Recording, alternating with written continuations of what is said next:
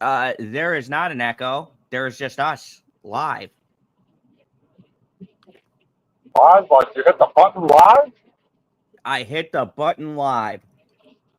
You're not going to warn a guy? Like give me the old 3, 2.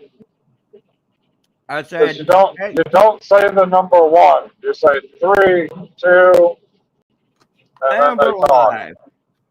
Hey, welcome everybody. Shit. Today's show is a special afternoon show. It was so off the cuff. I just woke up and started eating stir fry. So welcome everybody to late day talks or mid-afternoon talk. Or combine them now. Late afternoon talks. There we go. Late afternoon talks. Today we have a couple of articles I pulled straight out of my ass because somebody was like, "Hey guy, you want to come?" Like, I'm not even prepared. He's like, "Nah, it'll be all right." I was like, "Okay."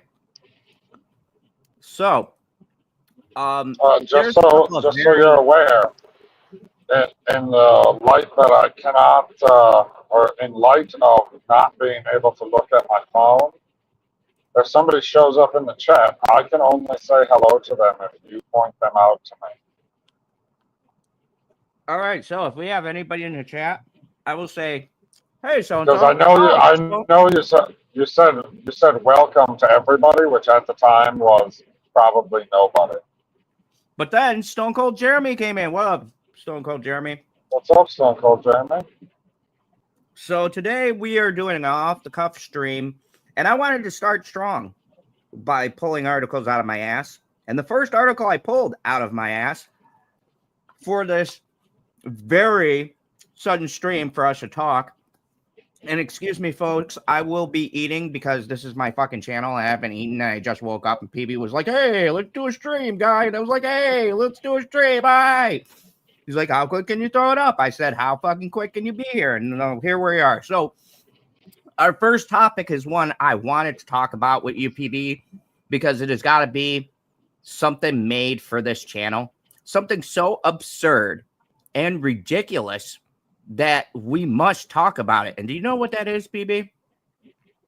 I have no idea. Everything's going to be a complete surprise to me because, like, I'm not a proctologist, so I don't know what's going on in your ass. So, our first article of the night.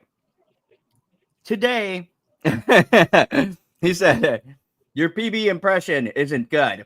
I got to work on it. I'm sorry, I don't have a magnetic radio voice like PB. Oh, there's a guy that I work with that does a pretty good impression of me. Oh, that would be freaky talking to him because he'd be like, "Hey there, guy," and then you'd be like, "No, that's my line. Hey there, guy," and I'd be like, "What is happening right now?" So, the first article we have for you. This is the biggest article going around. And the most ridiculous thing I've ever seen. And you're not going to be able to see this video, but I want you to hear this video. And this is a video that has pissed off a certain group of people. And we'll talk about them in a second. Because they can't be happy when beautiful people promote things. So I want to show It's the jeans. It's the jeans. I'm going to play this. And I want you guys in the chat, tell me. Would you buy her jeans? Okay, so at least I can picture the commercial in my mind, so that works. Okay, so PB, you picture it in your mind, folks. I'm gonna play this commercial for you. This 30-second commercial that has set the whole internet on fire. Let's go with one of my favorite actresses currently in Hollywood right now. Full stop. I'm not here to tell you to buy American Eagle jeans, and I definitely won't say that they're the most comfortable jeans you've ever worn, or that they make your butt look amazing. They certainly do. Why would I need to do that? You don't need to. But if you said that you want to buy the jeans, I'm not going to stop you. Oh. But just so we're clear, this is not me telling you to buy American Eagle jeans. Sydney Sweeney has very jeans. You see what I did there, right? She does. The voiceover man is the one that says that she has great jeans? Yes. So, before I play the ridiculous response to this and what somebody said, I want to talk about words and their meanings. Because a lot of people throw around words, and we've done this, PB, we have ourselves thrown around words. A lot of words. Like jeans? But there's a lot of words that get thrown around, folks.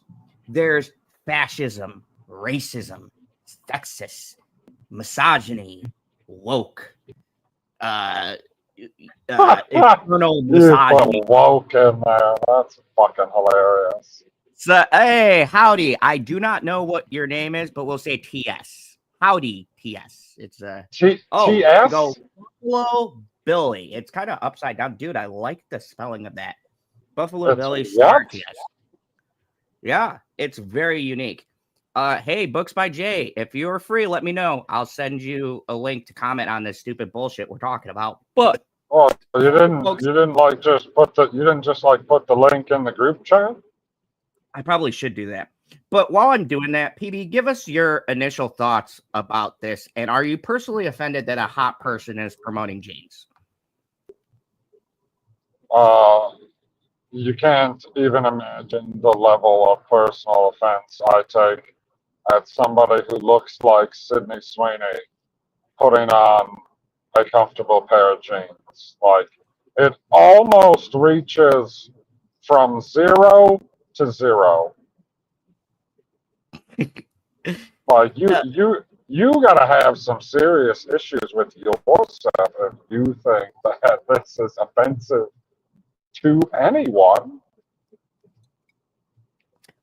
Yeah, so I've heard things being thrown around now from the other side, and I'm going to play a short clip of somebody's ridiculous fucking response. And don't worry, Jay, I put a link in your personal Twitter if you want to join. I'm going to be, you're going to be putting your chaos agent to bed shortly? Okay, you go and do that. You feel free to jump in. This shit is off the cuff. I think I'm going to extend this out anyways. You know, we can talk a lot. I don't have any cups on. I'm just wearing a t-shirt. So here's my thoughts. This, folks, has reached epically stupid proportions. So Sydney Sweeney did this ad. She very sexy suggested we should buy American Eagle jeans. More accurately, probably young ladies. And it kicked up a whole shitstorm with ugly people. And yes, I'm going to say it. If you guys are new here, if you've never seen us live stream, welcome. I'm going to say offensive shit. It's my thing. But I can see the people that are offended by this are, how do I put this nicely? Ugly. like, I'm sorry. Let's call a spade a spade. Right. Let's be real, okay? Can we use that phrase? Do you want to see some fucking ridiculously, like, remember the push with Victoria's Secrets and all these companies going to plus size women? And look, there's nothing wrong with plus size women and modeling. That was the golden age. PB is very fond of that. I have no issues. My issues with it is, if we can go one way, I don't believe that you should mock people of the other size and variation in that same fashion that I'm sure a lot of people have been mocked through their lives. See, people don't understand that, like, ads like these, people with like Sydney Sweeney and them promoting this kind of stuff, this could be a boost to self-confidence. People want to be sold the image. And whether these fucking ridiculous people want to accept it or not, the hard facts are people want to imagine a figure they might not obtain now or a goal to reach. And there's nothing wrong with that. There's nothing wrong with wanting... The first step, buying them fucking jeans. The first step is getting those jeans. Fugly is more accurate word. Thank you, Stone Cold Jeremy. Fugly. But, and my issue I take with this is, I never see hot people disagreeing with this. It is the worst looking people. And here's the secret. Here's a secret, folks. All fucking ridiculous people on the internet calling someone a fucking neo-Nazi because they're beautiful promoting James. I'm just gonna hit you with a hard truth and a little little thing you could do that'll help you out. A little bit of a pointer here from your favorite general of villainy, because even a villain can give you guys help. And my first step into helping you to reach Sydney Sweeney level of genes is put down the fucking chocolate bar and eat a salad. Maybe go out for some exercise.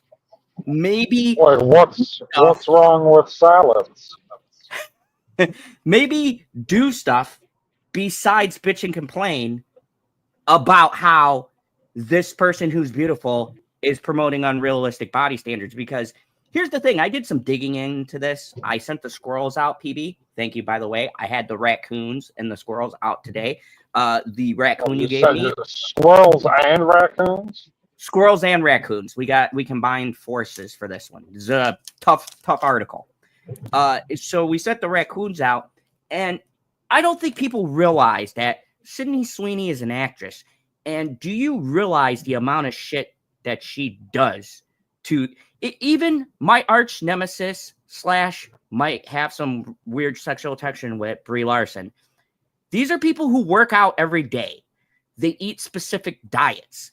They just don't fall into this. Like, yes, genes do, pun intended, play a part in how they look, but to maintain a certain look, you've got to work for it. And if you want that look, you can work towards that. But what I hate is how society have gotten into this place where we have coddled people so much that we have dumb, ignorant ass people who, and this is a 30-second promotion. 30 seconds. Hold on. if you're working towards it, all you got to do is continue working where you're working, and you'll be able to take the first step, which is buying them fucking jeans. Exactly. This is oh yeah, Billy Bob said, oh yes, thank you. This is one of those things that I feel like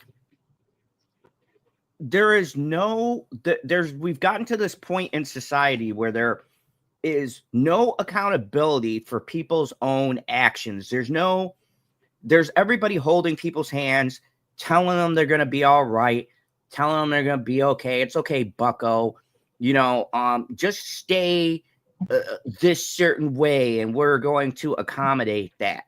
And what happens to the days of just stone cold hard facts? Like, look, maybe you won't ever be a Sydney Sweeney. I won't ever look like fucking Jason Momoa. I don't sit up at night letting that bother me. Like, yeah, I could probably do with like 500 pounds muscle and long, luscious hair, and women just throwing themselves at me, wanting to see all of my tattoos.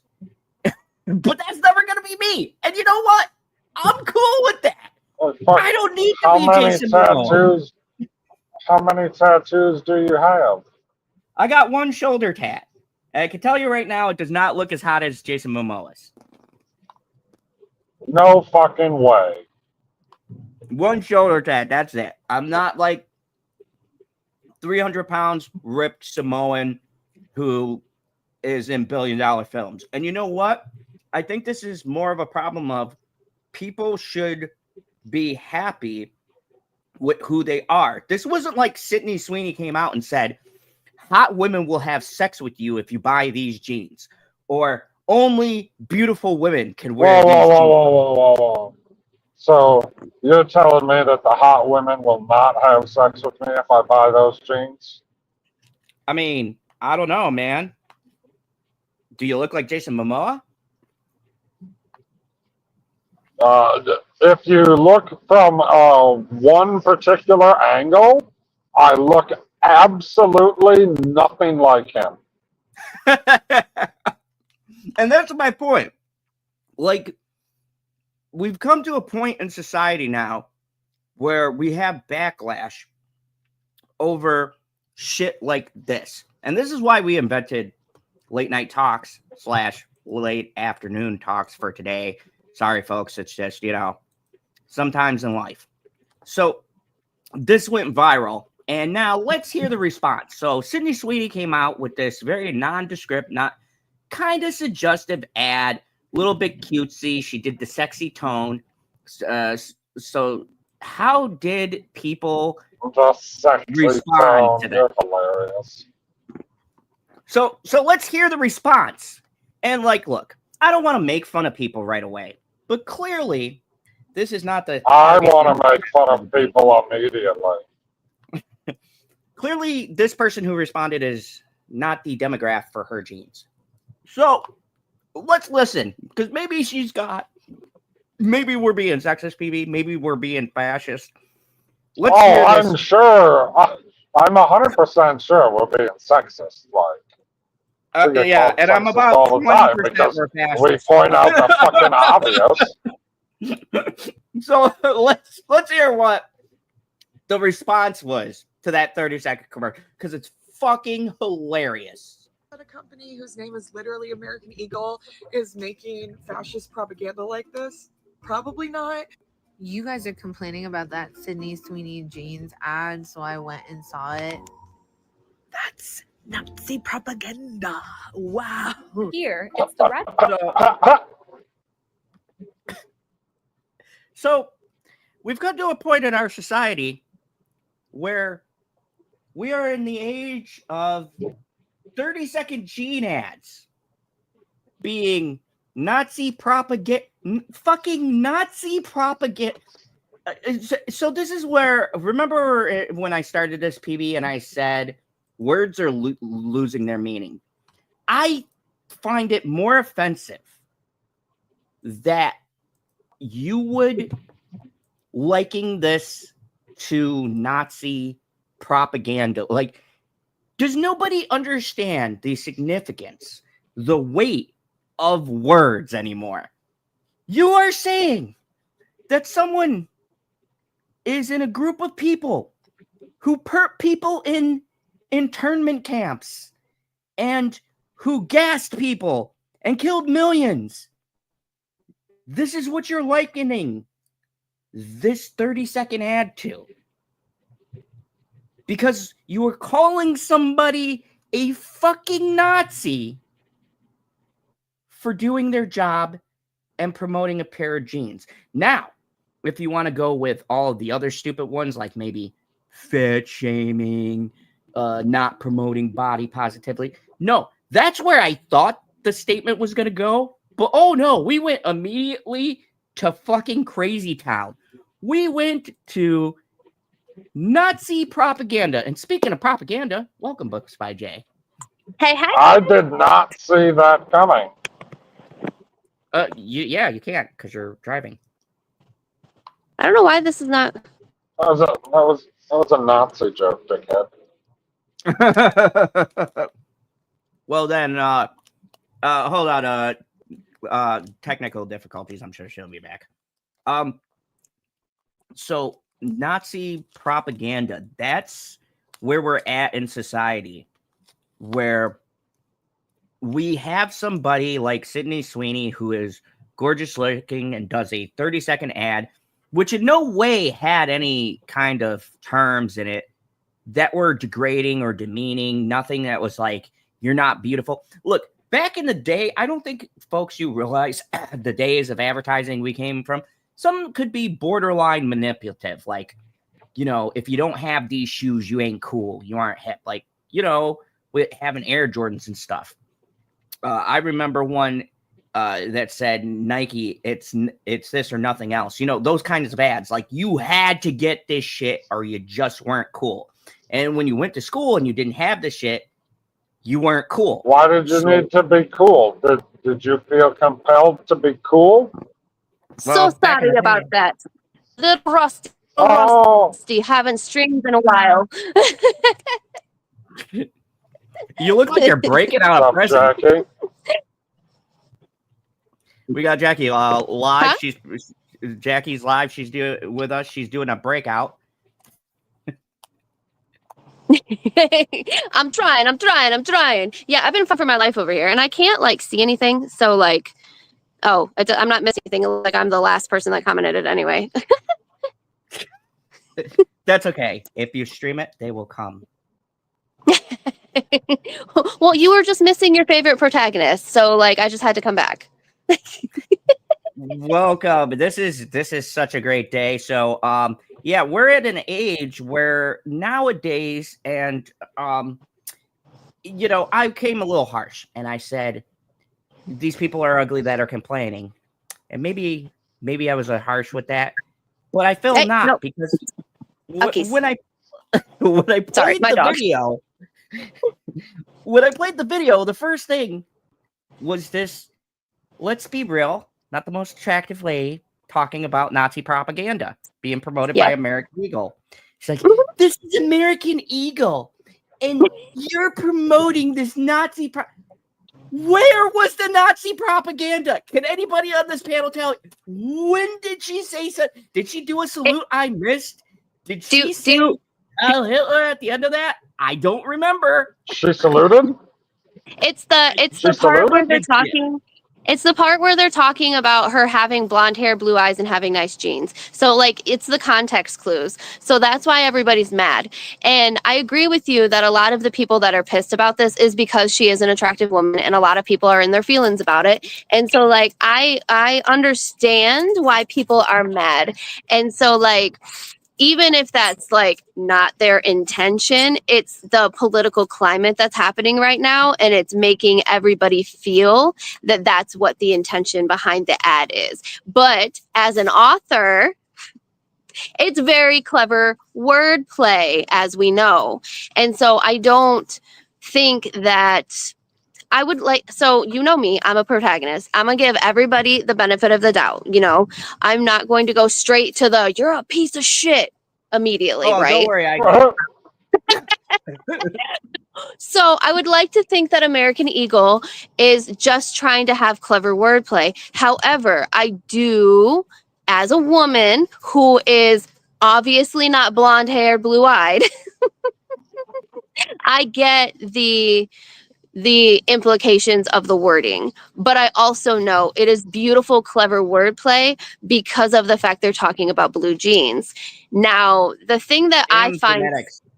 Yes, exactly. The thing that I find fucking hilarious is the everybody being all mad about the oval actualization. Like that, I'm just like, bro, have you seen TV these days? No, like, talk about the what? I'm using clever wordplay so I don't get us in trouble. Don't worry, I don't care about it. Over sexualizing. Yes. And here's the thing. I'm sorry, folks. Sex sells. You're angry about it. You're still gonna buy. If you're a lady, you're gonna go see a movie with Jason Momoa that's not fucking good. And if you're a dude, you're going to wish you can buy those jeans because Sydney Sweeney was in them, or more accurately, picture yourself in those jeans. Now, the wordplay they're talking about, and I just want to highlight that because I write myself. I can understand if you are in the political climate where you're in, which I call fucking insane, where you specifically picked this because she happens to be blonde haired and blue eyes promoting something. And instead of picking out, she was talking about genetics and it was a play off blue jeans and she has good jeans because she's hot. They took it in a complete like a Nazi thing, and it's fucking ridiculous. This is when I saw it, I couldn't even get to the stupid headspace you must be in. To put the first thing I said was, where in the article was she fascist? Elon Musk's stupid wave. I could say more. Was like, yeah, I could see where that's misconstrued. Yes. Sorry, buddy, that was a bad move. But all she suggestively said was buy jeans.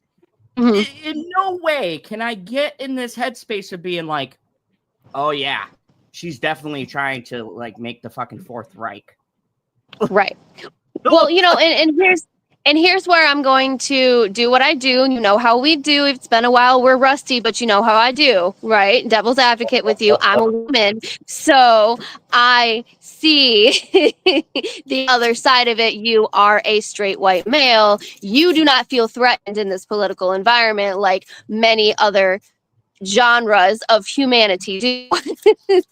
So that's why your brain will never go that route, because you don't view things that way, because you won't ever feel that. And so, and I have the benefit of being in different areas that I see what people are talking about, but I don't necessarily think that every single thing is a threat to me. You know what I mean? But I know that there are real life people out here that are of this genre of human that feel that they are in this danger zone. And I'm at this point where I'm like, things are going to happen and I'm not going to worry about things I can't control. I can only control myself.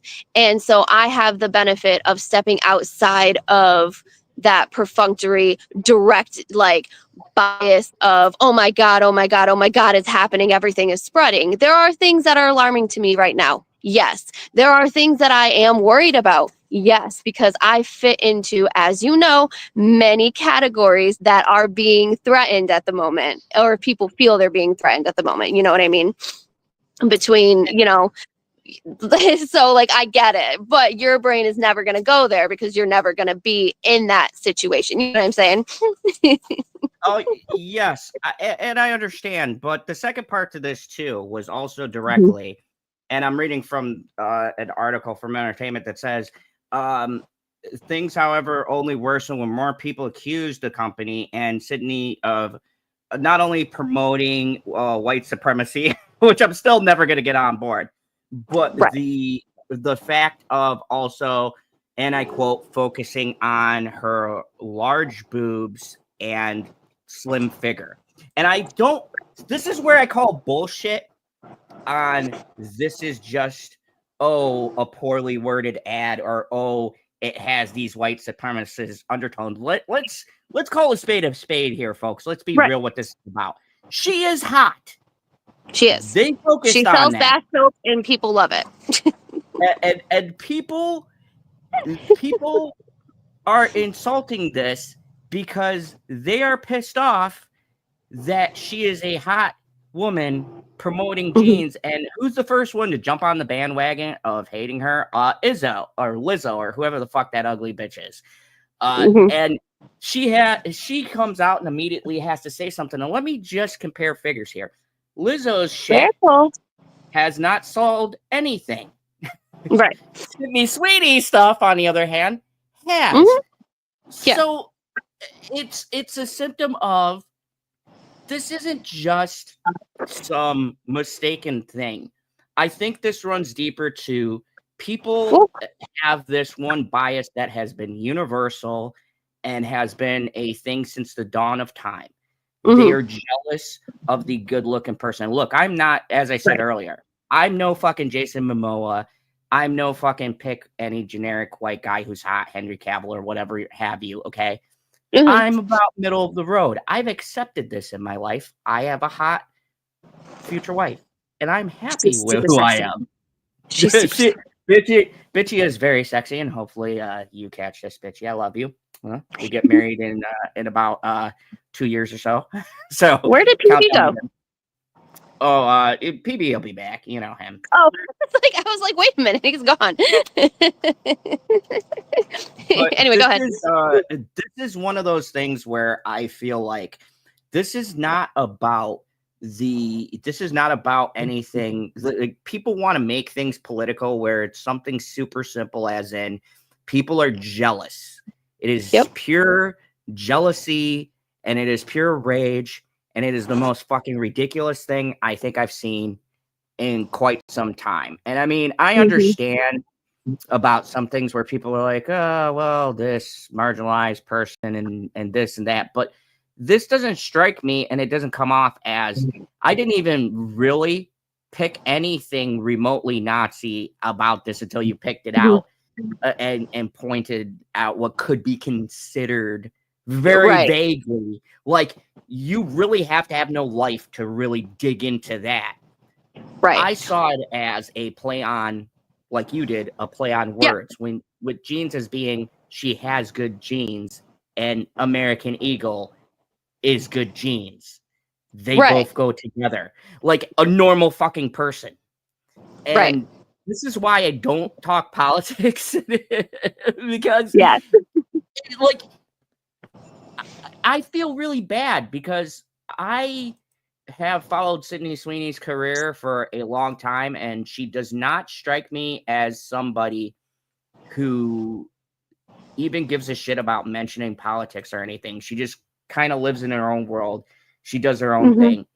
I like her stance on nudity. I know that got some controversy too. If you people don't know, she took a very controversial stance because they are trying to get rid of nude scenes and shit in Hollywood. And she said, why would I do that? I'm comfortable with my body. I don't mind flashing my tits. It fucking blew up and people got pissed off. And it's like there are two schools of thought to everything. If you are good looking and comfortable with showing yourself off, that's one thing. If you are being exploited to show yourself off, that's a completely different. That's a completely different thing. And it's just like this once again. It's like, they are highlighting how she looks, and maybe the editing department or whatever could have used some different verbiage. I don't know. But I think we're in a really weird age where everything is taken political when it's just not that deep. It's just it's 30 seconds. Right.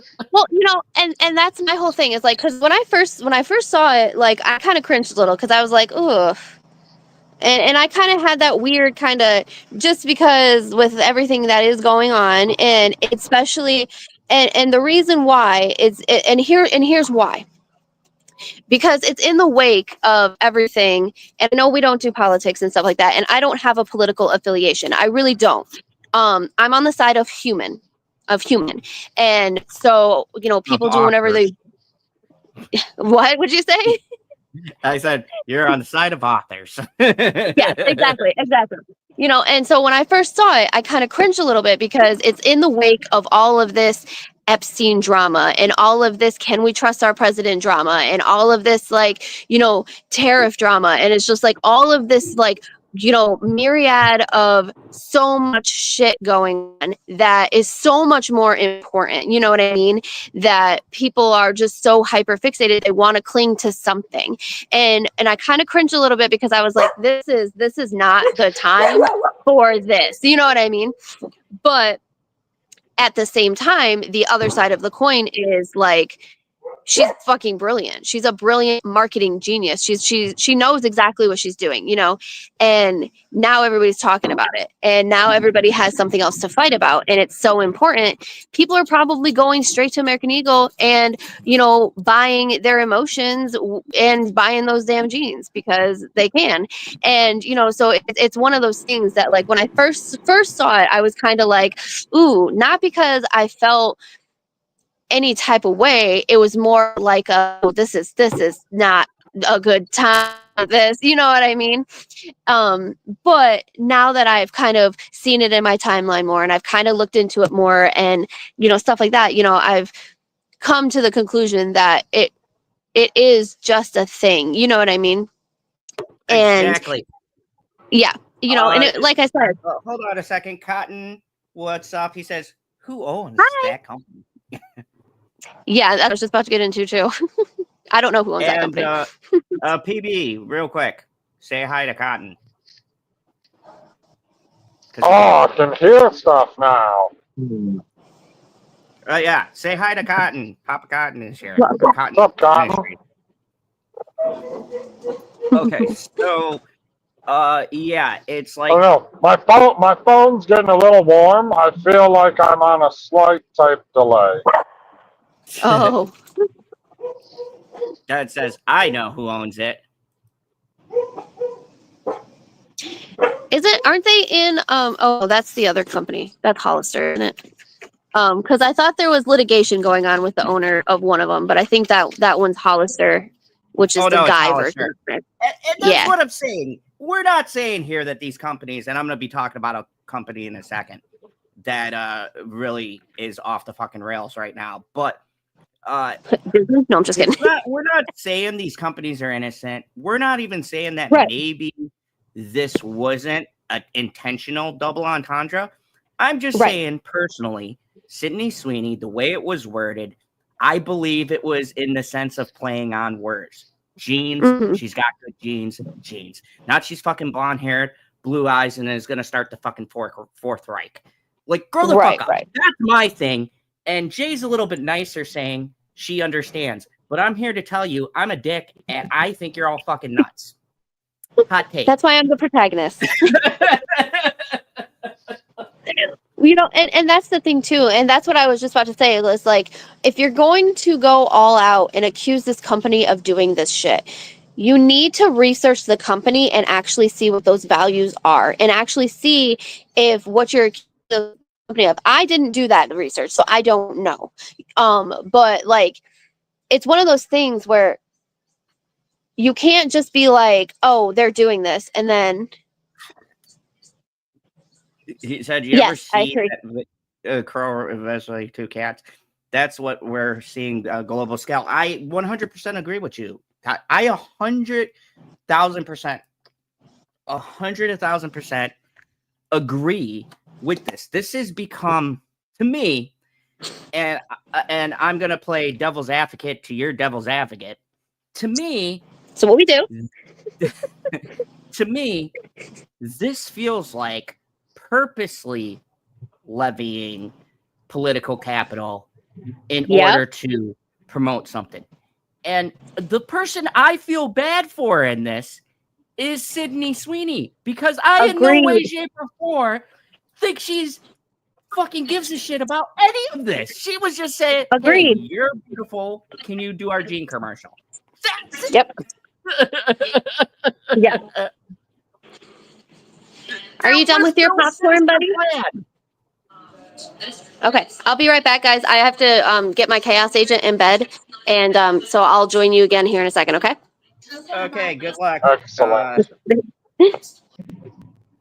Okay, so let me get your thoughts, because we kind of rambled for a bit. What is like your thoughts? Do you think that this was Nazi coded? And do you think that Sydney Sweeney is trying to raise the Fourth Reich? I hope that she got paid a pretty penny and that they sell a fuck ton of these jeans.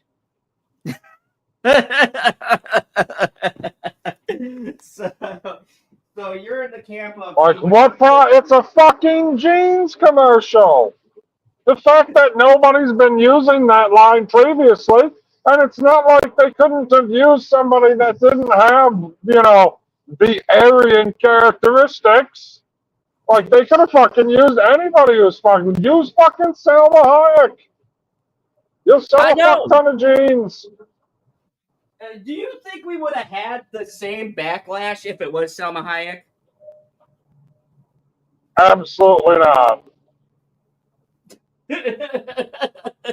like, folks, let me do a thought experiment with you folks, okay? Let's do a thought experiment. It essentially just gave them an excuse. It's like, oh, well, they picked the wrong hot person this time. We got 'em, motherfuckers. Like, I really hope that they make, like, a series of these ads now. Like, I don't know how much they fucking paid her, but get a whole bunch of other fucking hot chicks to do the exact same thing. Like, make the ad exactly the same fucking words, the same fucking everything, just with a bunch of random hot chicks. Okay, so Papa Cotton Ministries brought up a great point, and he says, what you have to ask yourself is, where does the money go? Once you find that out, the motives become clear. And I 100% agree with you. The money went to Sydney Sweeney. I mean, yeah, and the revenue that they're going to make from selling the jeans is going to go to the company, because Whether people whose money is he talking about? probably the money that people are paying. He'll leave us a comment. He's good with that. But yeah, even like this all could be that they purposely did this to intentionally drum up the buzz, and in which case I would still call them fucking clever. Because who's talking about it? Fucking genius. Late afternoon talks is talking. Oh, you disappeared? You can't just do that to a guy. I was it's a funny story. I was totally unprepared and I was looking for my water, and then I realized I gotta get more water. So give me more thoughts. You had to go and get more, Jack. Yeah. While I'm doing that, give me your more thoughts on what you think is the next. What do you mean more thoughts about this? I told you all the thoughts that I have about it. It's totally fucking ridiculous. Like, all of this is totally ridiculous. Anybody that could be offended by this particular fucking jeans commercial needs to get a fucking hobby. 1,000%. I agree. 1,000. This is so ridiculous that now I have found another ridiculous thing that I was meaning to bring up. And it's by our good friends at Microsoft. So not a paid sponsor. No, God no, because after you hear what they did, I would not want to be sponsored by them. So let's talk about how big does the check have to be? Well, it would have to be pretty big because they just did 9,000 jobs worth of layoffs. And this has been studio wide, and why it reached me was because this directly has affected some games I was looking forward to. And it's not the layoffs that are the big thing I want to highlight in this article, because people aren't going to like this statement, but I'm going to be real for a second. I don't think people realize how a big company works. They say, oh, well, they just made $3 billion and they acquired all these studios.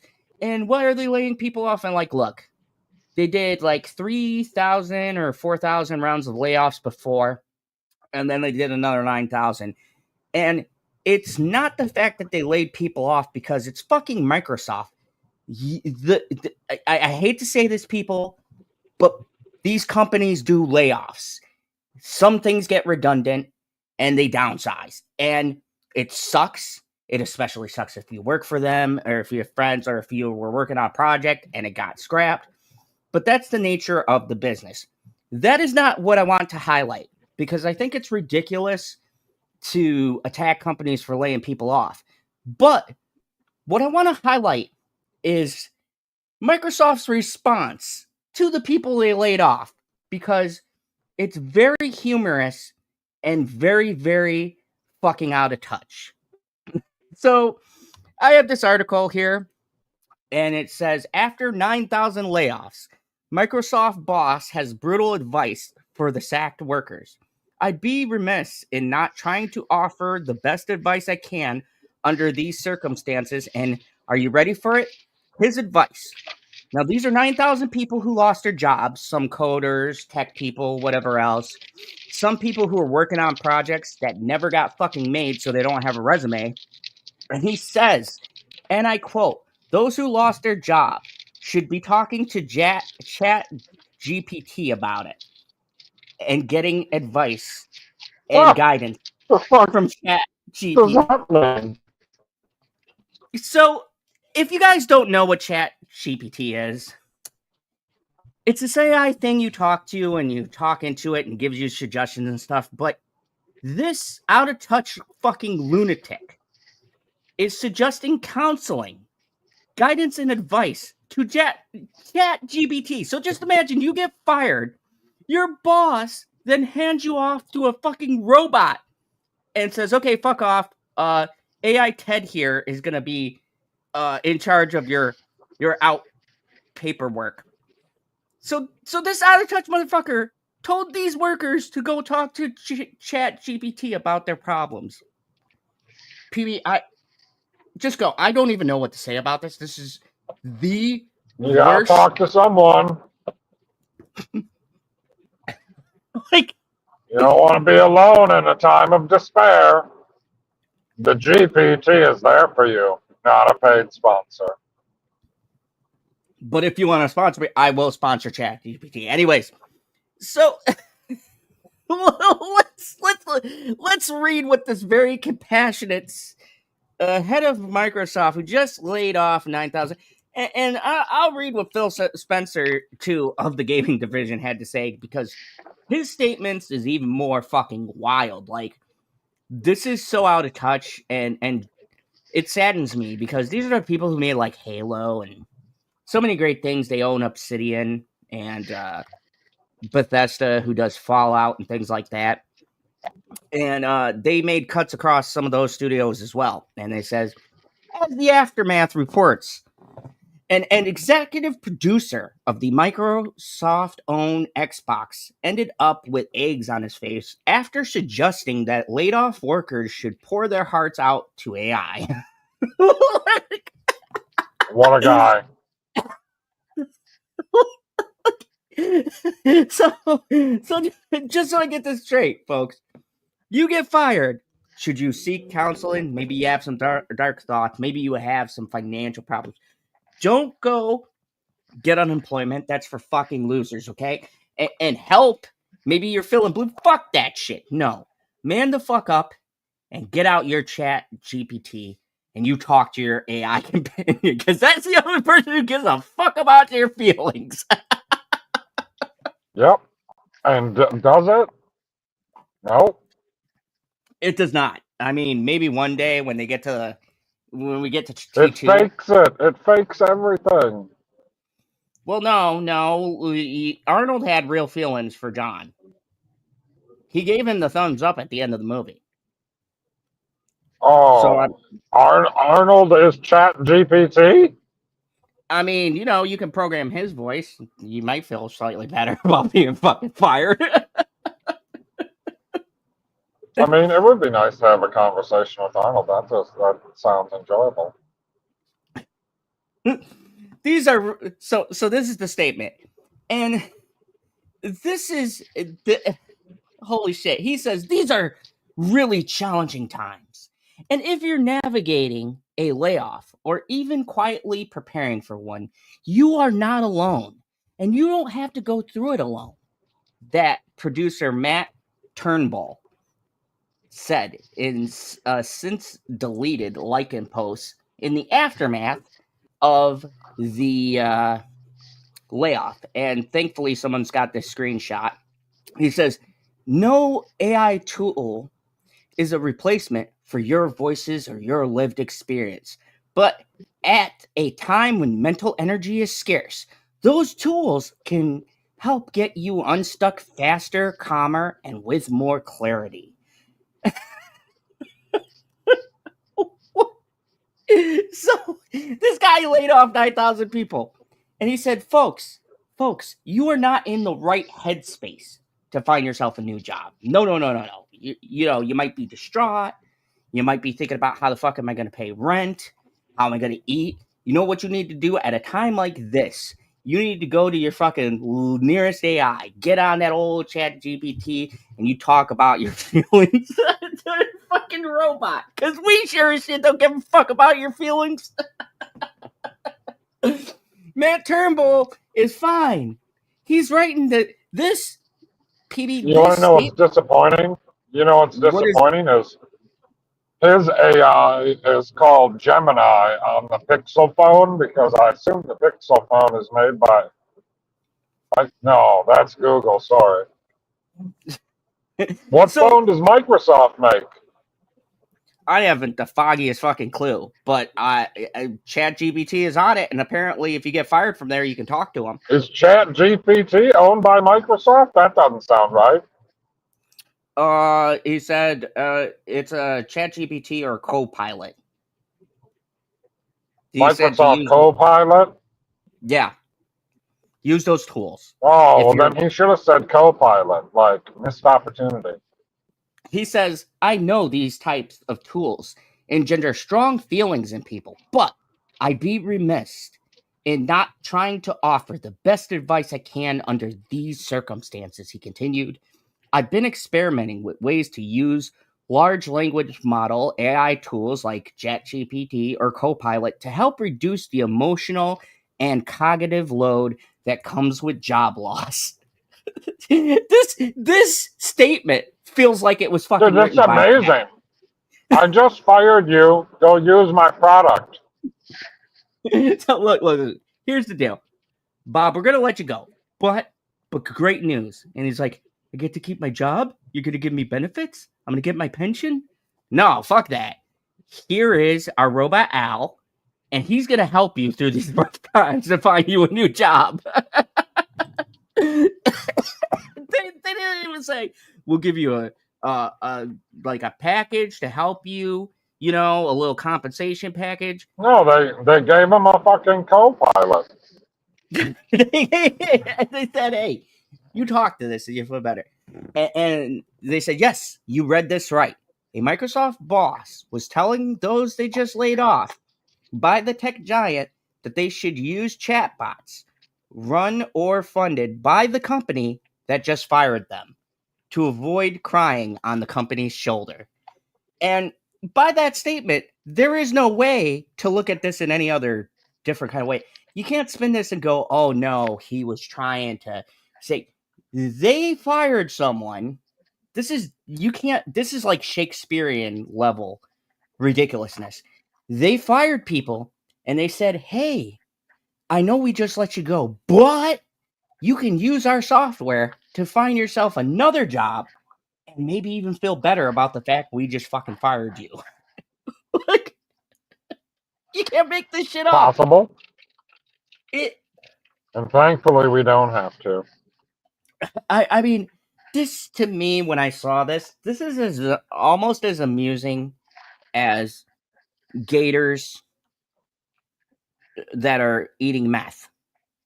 Almost. Like, it's almost on meth gator status because this is so fucking ridiculous that the head of a company, this isn't like the secretary or Microsoft's press people, coming out and saying a wacky statement. This comes from one of the big dogs in Microsoft actually released this letter to the people they fired, thinking he was giving them a pat on the shoulder and that a boy.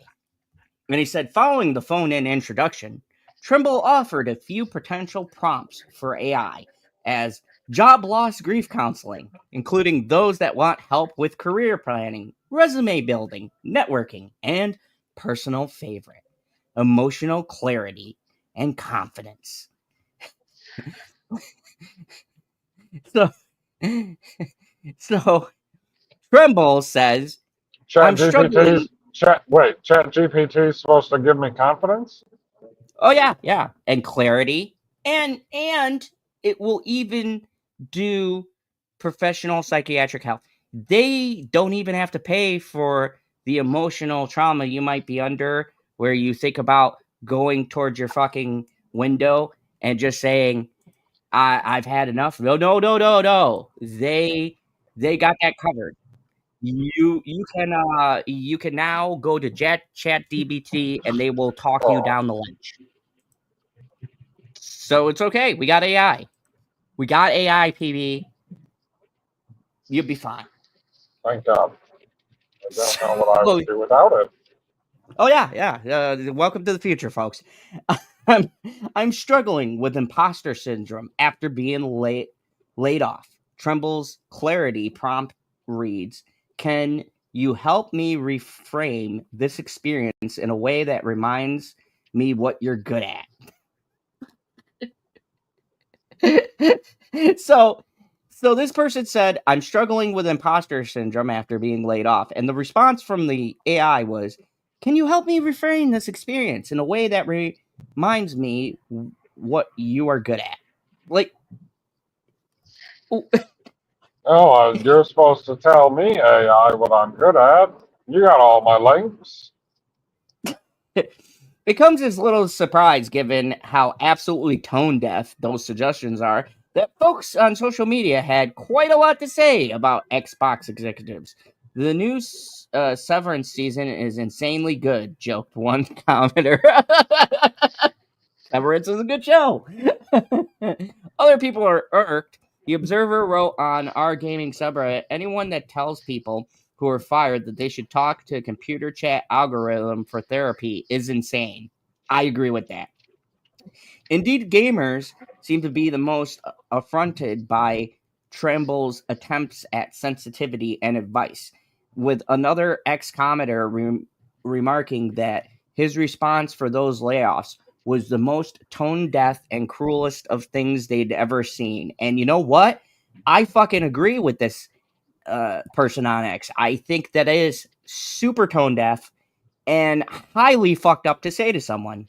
He said, I hope this finally shatters the illusion for some people that Xbox is not your good buddy, said the same user. Though it's hard to say whether Xbox producers' sentiments were sincere or not. It's clear from the subsequent deletion of the post that he was made to feel some type of way about putting it out into the world. And honestly, that potential embarrassment is the most we can hope for with these sorts of tech bros.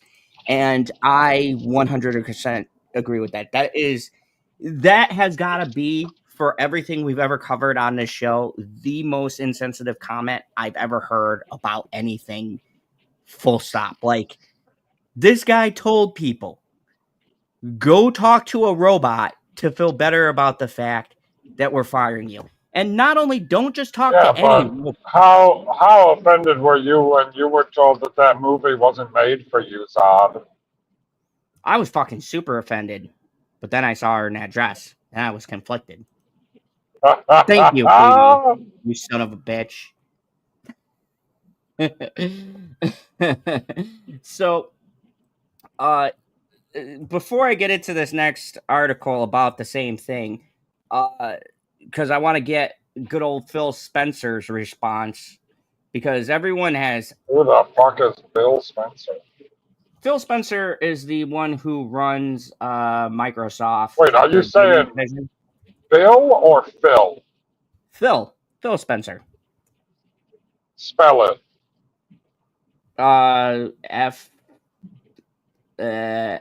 FHIL Spencer. Okay. But like before I get to his response to the layoff, what do you think about this first response? And them saying to talk to a robot about your feelings. I mean, I'm not necessarily opposed to talking to a robot, and I'm not necessarily opposed with bringing up my feelings. But to expect anything of value in return is ridiculous. Like, I want the robot to complete tasks like Rosie does. Everybody wants to live the Jetsons life. I'm still fucking waiting for my fucking flying car. Well, I mean, we could do it the Robin Williams way, and we just gotta get somebody to create Flubber. Oh man, yeah, that would, dude. Flubber would be a lot better than what was that shit the kids were playing with, Goo or whatever the fuck it was. Every time I saw Flubber is fun. Every time I saw Goo, I thought of Flubber, and I'm like, this isn't Flubber. Michael Williams or Robin Williams would be very upset about this. Yeah, so I find it hilarious. So everybody's expectations back in the day was, we're going to live like the Jetsons. And then we went from the 60s to the 80s, and then we tamped down our expectations big time because everyone's like, okay, we don't need flying cars, but it would be nice to have that fucking hoverboard. And you know what? Still waiting. I was just going to say, we are still waiting for that fucking hoverboard. Still waiting. I haven't gotten my hoverboard. I haven't gotten Rosie. I haven't gotten the fucking treadmill in space with the dog running backwards. I haven't gotten any of it. You can't get a Rosie, but you can get a Roomba. Or you can get a Chat GPT if you get fired to comfort you. Oh my God. So, I mean, there's that. You can have a robot talk to you about your feelings after a big corporation fucking fires you. So, I mean, I guess that's good, question mark. So let's well, at least I only gave them the best years of my life. I feel like all those years with Halo were well spent. I have endorsed the beast that Microsoft has now become. You know, I kind of feel bad. It almost makes me feel like I am part of the problem. Oh, you're talking about Halo. That sounds like a reach. I see what you did there. So let's see. Phil Spencer. Now, Phil Spencer is Xbox CEO. And, you know, for a lot of us who have been in the Xbox era for years, a lot of us old ass people, Phil Spencer, we liked him. He was a gamer. He was one of us. And over the past couple of years, Phil Spencer has had an Anakin Skywalker turn. You know, he killed a bunch of younglings, and now yeah, he is but they were so he killed a bunch of younglings, but they were part of the flood. So now, I feel like he's completely joined the dark side. So he made a statement to Insider Gamer, or they got a hold of the emails, and this was an email that Phil Spencer sent out to the people who are about to be let go.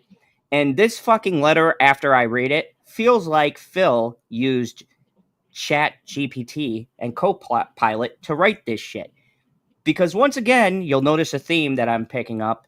Oh, you know almost certainly that he had Copilot write it for him. He's like, so I fired a bunch of people and I need you to write a sensitive letter about it. And it was like, giddy up, cowboy. So let's read this sensitive letter to help ease the people who just all lost their jobs and Xbox. Oh, now you sound like Chubbs, just easing the tension, baby. Just easing the tension, baby. All right. Today we are sharing. Did you whoa. Did you watch Happy Gilmore too? I did. I hated it. What? It was absolutely terrible. How was it terrible? This year. It was worse in every conceivable way. It was. I mean, it definitely wasn't better, but it's the first 5 minutes. It's like watching Super Troopers 2. No, I'm sad about how the movie starts, but holy fuck, man. Yeah, I gave. I haven't rated it yet, but it's a 2 for me. Fucking 2. Worst. Like you didn't like this. You didn't like the scene when she visited his happy place. That was fucking hilarious. I hated from that moment on. The movie lost me. I hated everything about it. I hated he was depressed. He wasn't depressed the whole time. The only good moment in the gag with all the flasks, that was hilarious. Fucking retarded. I hated it. You know what was better? Oh man, that was so good. Better movie for people to go and see. Don't waste your time. Fantastic Four. I got my own thoughts on that. Better than Superman, I'll say that. But anyways, go and see Naked Gun. Way funnier. Way better jokes. Well, yeah, I assume that's going to be fucking hilarious. Oh, like if you took Naked Gun and Happy Gilmore 2, put them side by side, Naked Gun takes a shit all over Happy Gilmore 2.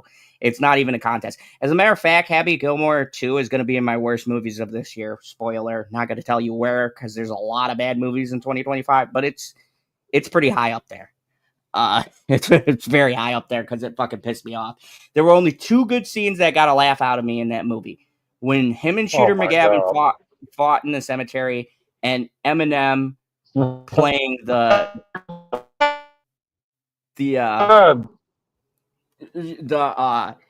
you suck guy, because that fit.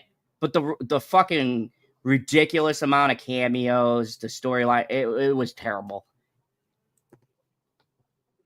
Well, I didn't even know that the "You Suck" guy was Eminem. That's hilarious. Oh yeah, that was Eminem, and that was perfect because I almost didn't recognize him either. But then I looked at my CD because I just got his new CD. I go, holy fucking shit, that's Eminem. So that made it funny. But the rest of the movie was fucking god awful. That was one of the worst. That and Snow White were pretty tied for one of the worst viewing experiences I had this year. And I got to watch both of them for free. Well, how lucky of you. Thank God. Dude, if I saw that in the theater, I probably would have fucking walked out. But anyways, back to speaking of sensitivity, Phil's chat GPT response to the firing, the email he sent to inspire all of the people in his users, he goes, today we are sharing decisions that will impact colleagues across our organization to positions gaming for enduring success and allow focus in strategic growth areas. We will end or decrease work in certain areas of the business and follow Microsoft's lead in removing layers of management to increase agility and effectiveness. Out of respect for those impacted today, the specifics of today's notifications and any organizational shifts will be shared by your team leaders in the coming days. I recognize that these changes come at a time when we have more players, games, and gaming hours than ever before. Our platform's hardware, game roadmap has never looked stronger. Basically, we're making tons of fucking money, but still, the success we're seeing coming currently is based on this tough decision to fire your asses. I ad-libbed that. We've made previously. We must make choices now for our continued success in future years, and a key part of that strategy is the discipline to prioritize the strongest opportunities. We will protect what is thriving and concentrate efforts on areas with the greatest potential while delivering on the expectations the company has had for our business. This focused approach means we can deliver exceptional games and experiences for players and generations to come. Prioritizing our opportunities is essential, but that does not lessen the significance of this moment. Simply put, we would not be here today without the time, energy, and creativity of those whose roles are impacted. These decisions are not a reflection of the talent, creativity, and dedication of the people involved. Our momentum is not accidental. It is a result of years of dedicated effort from our team. HR is working directly with the impacted employees to provide a severance plan benefits aligned with local laws, including pay, health coverage, and job placement resources to support you through this tough transition. Employees whose roles were eliminated are encouraged to explore open positions across Microsoft Gaming where their application will be given priority review. Thank you to everyone who has shaped our culture, our products, and our community. We will move forward with deep appreciation and respect for all of those who contributed to this journey. That fucking inspired, like, if I was being laid off, I'd be like, holy shit, thanks, Phil. I'm so What a glad. nice guy. I'm so glad that my downsizing will keep a focused agility and like, it was a whole bunch of words. Like, basically, he goes on to say these are tough times, blah, blah, blah. But there's one thing he says that strikes me as hilarious. He says that we have never been doing better. He says, and I quote, our platform, hardware, and game roadmaps have never looked stronger. And based on this success, They have the tough decision of fucking firing. So, if one, hey, you know what's going on? We are talking about the layoffs for Microsoft and the amazing wording from these, from the company. And I was just bringing up a bunch of bullshit that CEO Phil Spencer has said. So he says, so PB, would you be confused if someone comes in the office, you know, they pull you in, they go, Pop Culture PB, sit down, have a seat right here. PB, I just want you to know before we get started, thanks to you, we have never looked better. Our gaming roadmap is strong. We got 10 more Pokemon coming out. You have directly contributed. Oh, shit. Like, without you, we wouldn't be the company we are today. But unfortunately, we're going to have to let you go. Like, what? Damn. That escalated. Like, you're sitting down, right? And you notice you get a little email, you get a little alert. It says, "Oh, Phil Spencer, CEO," and you're like, "Uncle Phil is gracing us with another motivational speech." And then you're the guy in the computer, that terminal, where your little co-head comes over and goes, "Jim, we got to talk." And you're looking at this email, and you're like, God, that man is inspirational. He get like this bullshit. There is amazing. So much, like, okay, you go first. I don't even know how to put it. What do you mean go first? I'm surprised it wasn't signed co-pilot. So, in case you guys just joined us, you know, and everybody who's just joined us, Like, did he go to co-pilot and say, "I gotta fire a whole bunch of people. Write me a letter that'll make it so they don't want to kill themselves"? Like, we have two CEOs, in case you've missed this, who have come out and they have made the most tone-deaf statements. One that feels like it was written by ChatGPT, and one who tells you to go to ChatGPT and Copilot and putting in your resume and how you're feeling. This is the worst I have seen a company be in a very long time. And it kind of hurts my soul because I don't want to hate Xbox. You know, back in the day, I played Halo. I played all 3 Halo games and Reach and the other one with the Forerunners. I forgot which one that was for. I played those. I had the newest Halo on my laptop.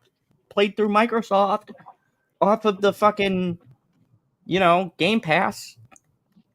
But I have never felt more like I cannot fucking endorse this company. I can't do it.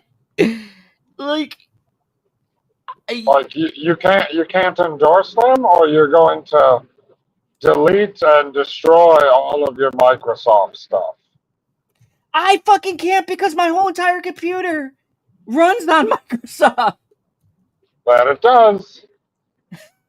So no, they got us by the balls. Because look, at the end of the day, we're but okay, they might have you by the balls, but in 2025 you can just have them removed.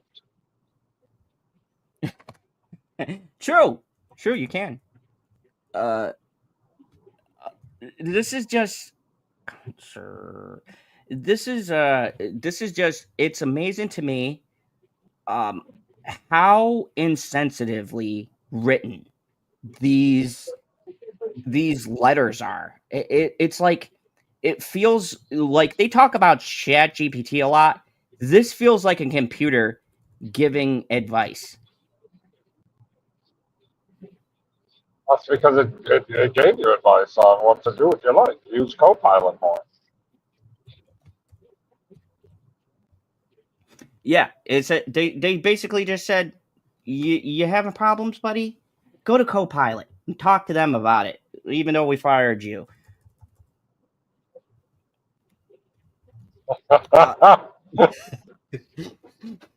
Like, it sounds so cold when you say it that way. But that's the fucking truth. Like, they told these people, and the funniest part was at the end he put, you can still work for the company. We will put your application we'll move it up, we'll put it into consideration. So it's like, oh, so you fucking fired me, but then you want to rehire me so that you can fire me quicker and not have to give me probably the pension and the medical benefits and all of the shit that they're going to be owed the first time around. This time they can fix that and fucking fire them quicker and not have to pay them out next time they get rid of them. Like, if I was the first, I'd be like, are you fucking nuts? Well, you gotta sign a better contract the next time around. None of those people are gonna get rehired to anything close to what I don't think they will before. either. It's easier and cheaper to bring in new people. Like when you've been screwed over by them, are you going to be like, yeah, I'll just sign the same contract so when they fire me in 5 years, I got nothing? It's so amazing to me that they could do this. But keeping right along that train of thought, I want to now talk about our good friends over at Nintendo, because yes, Nintendo does have better practices. The Pokemon company. Oh, don't cheer.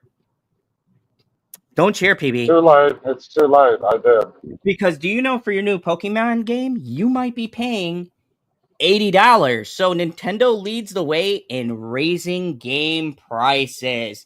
Fuck you, PB. It was coming eventually. I was waiting for this motherfucker because, I always like knocking Nintendo down a couple of pegs because everybody holds them up and they're just as shitty as everybody else. 80 is going to be standard, or 80 is going to be 80 is going to be the standard. And their first $80 game was Mario Kart. And I know. people like you. Yeah, I'm gonna call you out on this, BB. What people do you like mean? you. Yeah, you who support Nintendo. I support Pokemon. And who owns that? The Pokemon Company and Game Freak. And who owns that?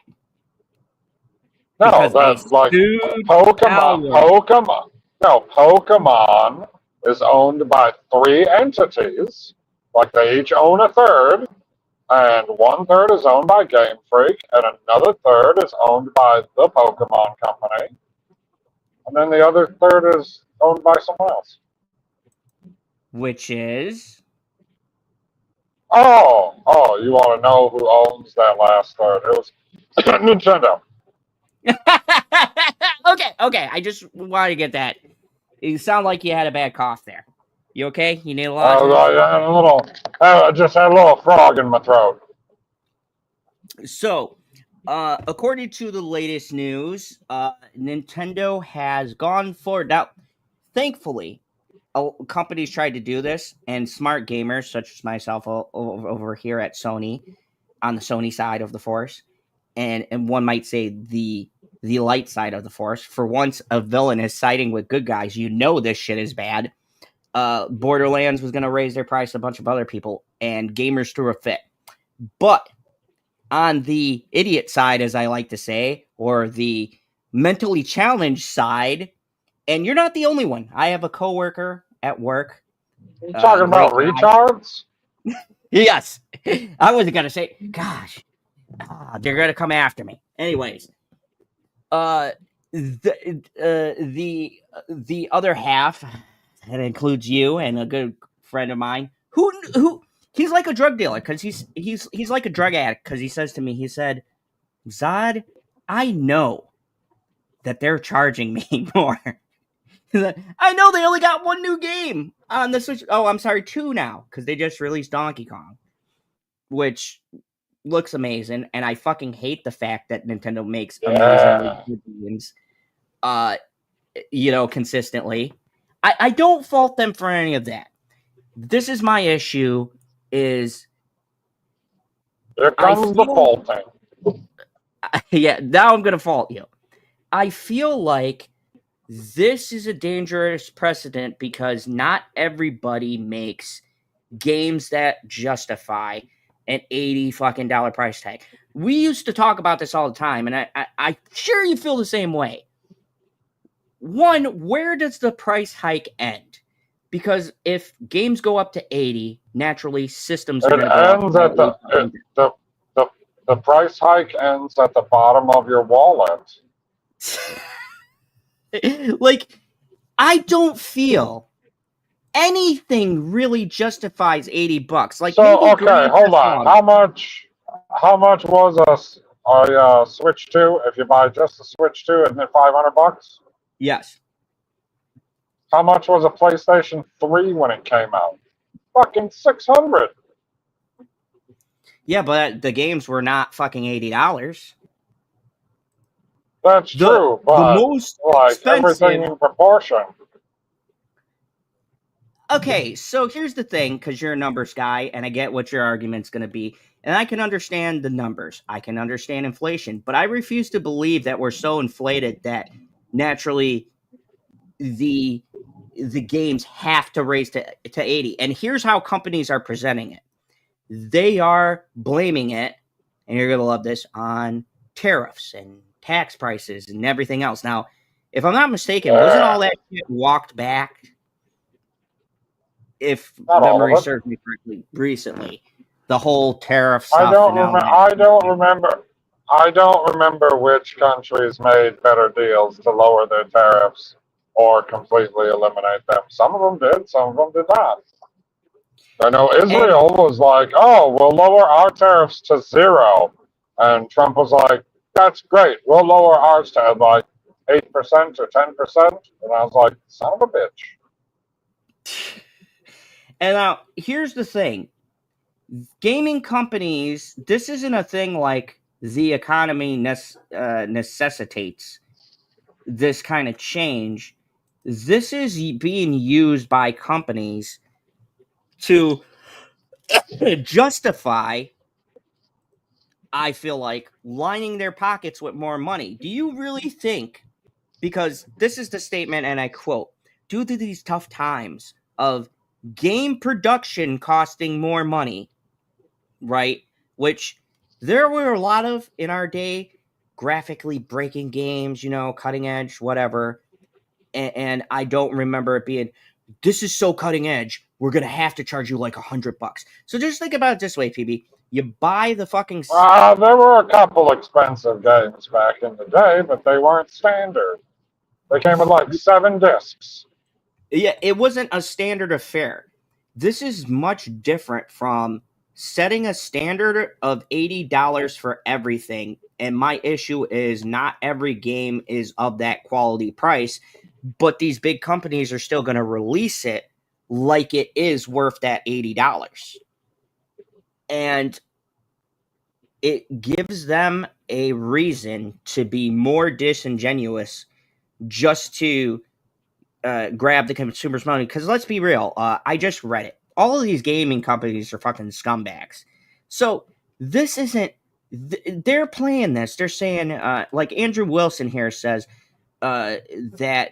well, no, I'll read this later. This was the one I was meant to read after, but it was... Randy Pitchford, our good friend Randy Pitchford from Gearbox. Who the fuck is that? He is the person who created Borderlands. And there's a pretty fun game. Yeah, there's a statement whenever Randy Pitchford talks, Jesus weeps, because Randy Pitchford is known for saying the most dumb, tone-deaf things. And while Borderlands are great games, every fucking launch, he's always said something fucking stupid to stick his foot in his mouth. And he has said, I do not control pricings. Okay, good start, right? Should have stopped there. But Randy can't help himself. He said, back in my day, in 89, there was a game I wanted for the Nintendo Commodore. It was $80 down at Pismo Beach. And he goes, so I worked that summer and I did what I had to do to buy that game. He goes, the real ones will be there day one. What? Randy, we are not in fucking 84. We are not in 90. We're in 2020. Like, what are you talking about, Randy? Randy, stop it. Like, this is the shit, PB, when we go to these parties. These are the people we co-sign because Randy normally says stupid stuff like he said the Borderlands movie was a good movie. Lie. These are the kinds of things that encourages these stupid fucking people to have these wild, ridiculous responses. You're not a fan, PB, unless you pay $80 for the next Pokemon game. So if I don't see you with a new Nintendo Switch 2 and a fucking new Pokemon Day 1, I am gonna. I don't. Whoa. Pause yourself. I don't have to get a Nintendo Switch 2 to play the new game. It is still going to be made for the original Switch as well.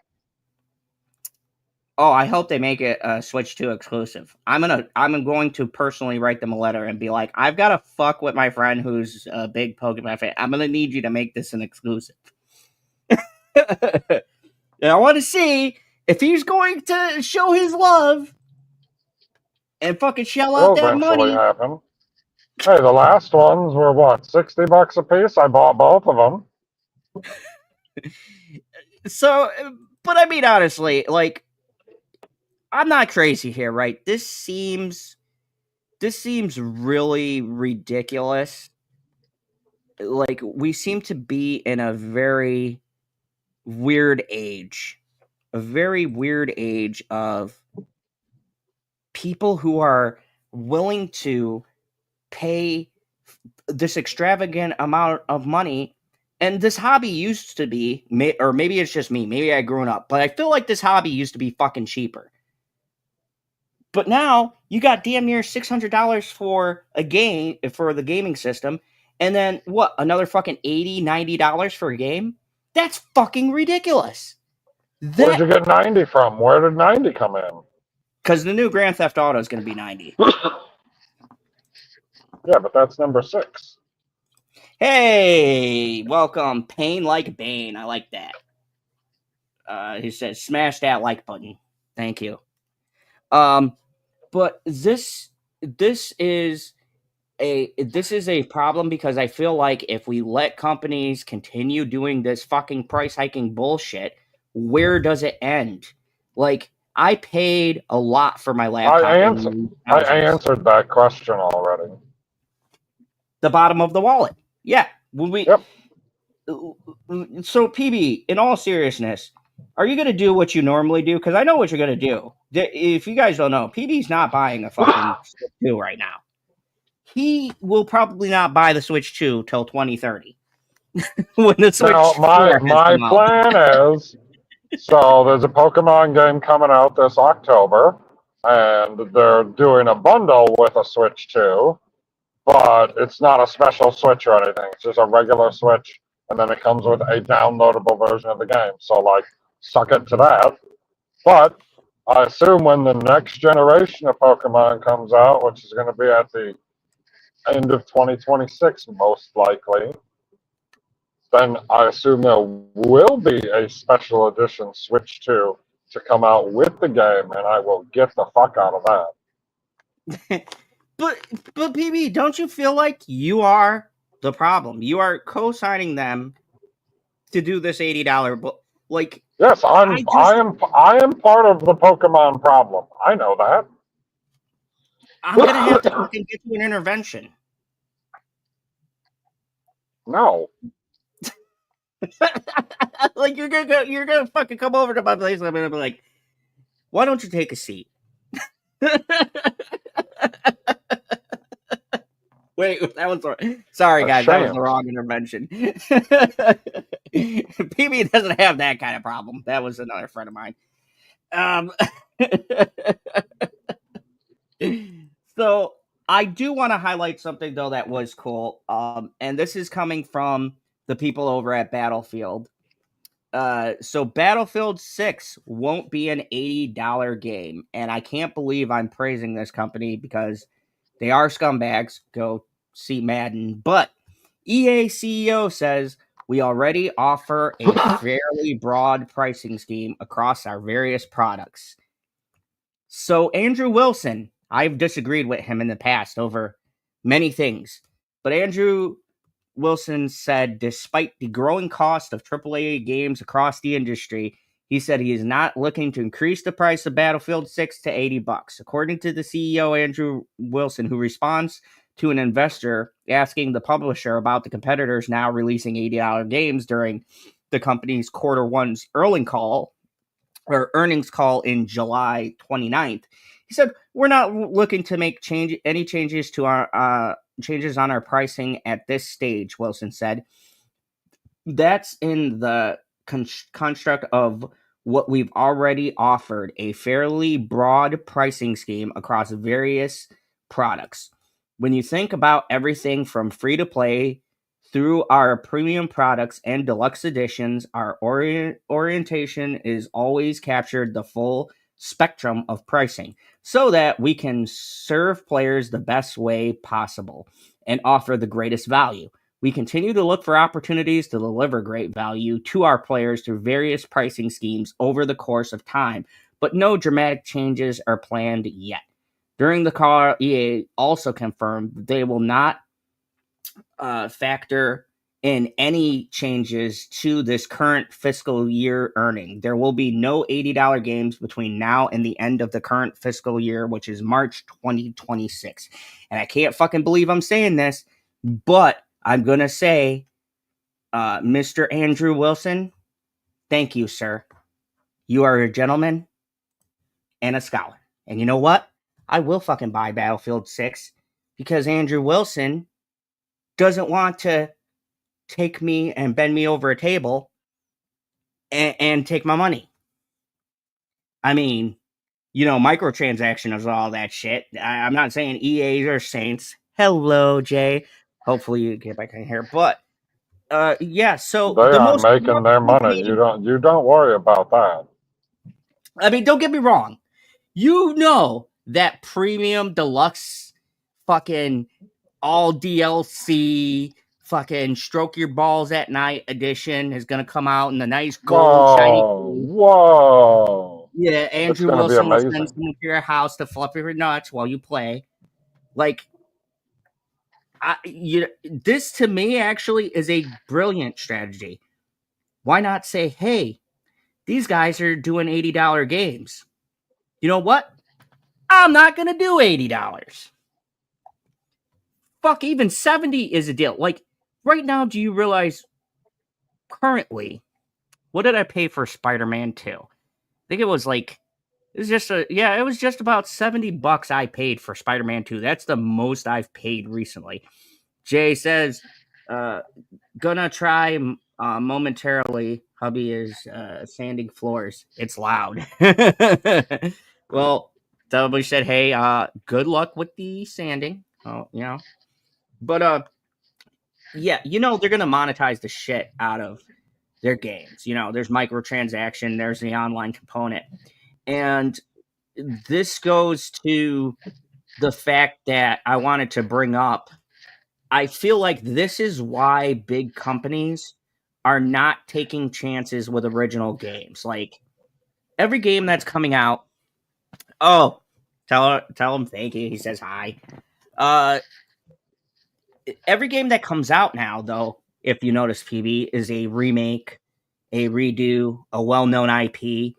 Gaming companies are not taking chances anymore because of these price hikes and the way things are.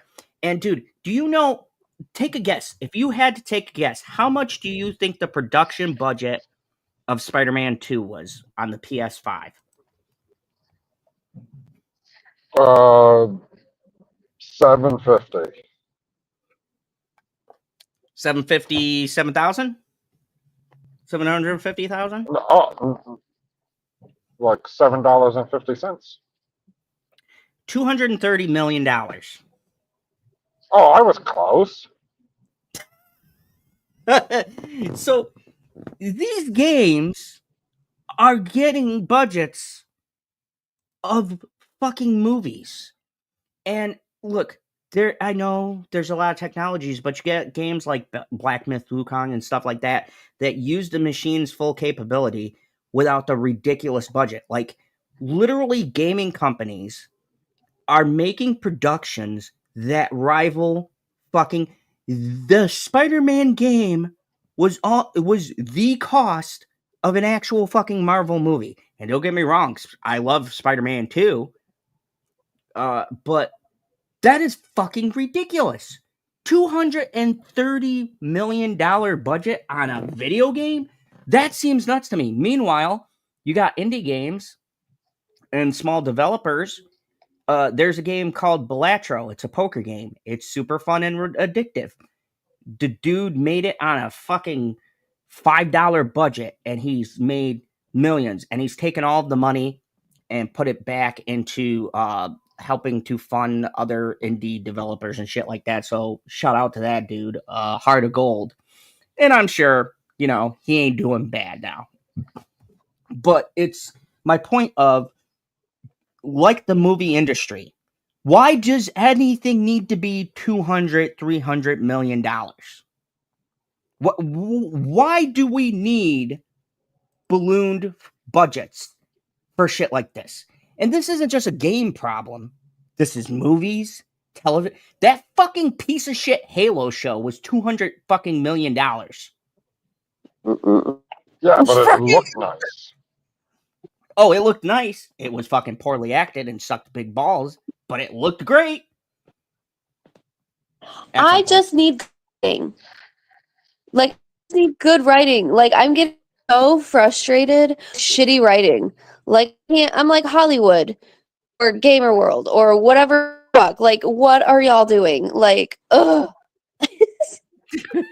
Go ahead. I have to use the restroom. Jay, you and PB, talk this over. Tell us your feelings about these ridiculous content. Yes, I must use the restroom. Okay. I missed when I was coming in. I missed what we were talking about. So fill me in with the context so I know what I'm arguing about. We're talking about what the fuck? Battlefield 6, right? We moved on to Battlefield 6. That's right. Oh, okay. Because he was gushing over the fact that it's not going to be $80. Oh, right. How do you feel about $80 video games? I would be better suited for that. So the thing that I've noticed is there's a lot of game systems that are coming out with $80 games that you're not even going to be able to actually own. I can't remember what I was reading about. And that's my problem, is if you're going to charge me $80 for a fucking game, then I better own that shit. Because, you would go to the game store and you would buy a disc and you would own that disc for fucking ever. Well, now, since everything's all digital, they can pull that shit whenever they want, and they don't care how much you've paid for it. And that's my problem. So, like, if you're going to charge me, if you're going to charge me $80, first of all, it better be damn good ass writing. It better be damn good. It better be damn good graphics. Second of all, and you better have some really interesting characters, and I better own it. And that's where I'm noticing is a lot of stuff that I've seen recently is, yeah, sure, you're going to spend, sorry, my cat is like, I need your attention. Yeah, they do that. Yeah, is that they want you to spend $80 on a game, but you're not even going to actually have rights to own it. And they can remove that whenever they want. And that's where I have an issue, because if I'm going to fork over the money, especially for a company that is like failing, like I'm just going to put it out there. Y'all know how I feel, but Veilguard. Dragon Age the Veilguard is one of the worst games I have ever played. To call that an RPG is very generous. Mm-hmm. And this is what I'm talking about, PB, with the $80 price tag. This is an initiative for even these companies that are well known for great games to just slap $80 on a pile of shit, give it a well-known name, know that people are going to pay that, and then you don't even fucking own the game. Yeah, I forgot this part. From now on, and PB, this is also to Nintendo. So again, because we all know PB be loving Nintendo for Pokemon, he's part of the problem here. Now look, I like their hiring practices. I like what they do for their people, but then there's always an evil, shitty side, and Nintendo is notorious for pulling people for showing any content or playing any songs. They have literally killed channels, like gotten them removed from the fucking internet, nuked their channel for playing a song from one of your beloved Pokemon. Which is bullshit, because some of these channels is what's keeping Nintendo the fuck alive. Because I didn't even realize that Nintendo was coming out with a new Switch, I think it's a new Switch. Until my husband was like, hey, did you hear about the new Switch? And I was like, huh? And tell your husband don't be part of the problem. No, we're not. My coworker did the same thing. I was telling PB, you know what? I can't even get mad at PB because my coworker comes in. He looked ashamed, like he had just snorted a line of coke and got caught. He was look, I know I'm part of the problem, man, but I love it when that happens. But he's like, this bullshit with Pow World too. Like, leave Pow World alone. I love Pow World. Leave them alone. And why did they sue Pow World? They didn't sue them because the characters closely resembled Pokemon. We all knew it was a Pokemon. They sued them for the throwing mechanics of catching the PAL. They sued them for throwing.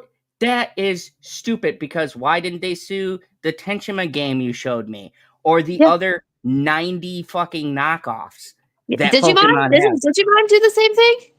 No, you have your buddy walk along with you. You only get one. Oh. He's a digital monster. He's a champion. Baby, look. Okay. The point is, I've gone down nostalgia avenue, you fuckers. I've missed you guys. Look, Ash is not going to come out and fucking go, thank you, pal. You're making the world a better place, okay? I'm sorry. He's not gonna have you join a wild adventure. I'm sorry, PB. I gotta help you out of this. Makes me so mad.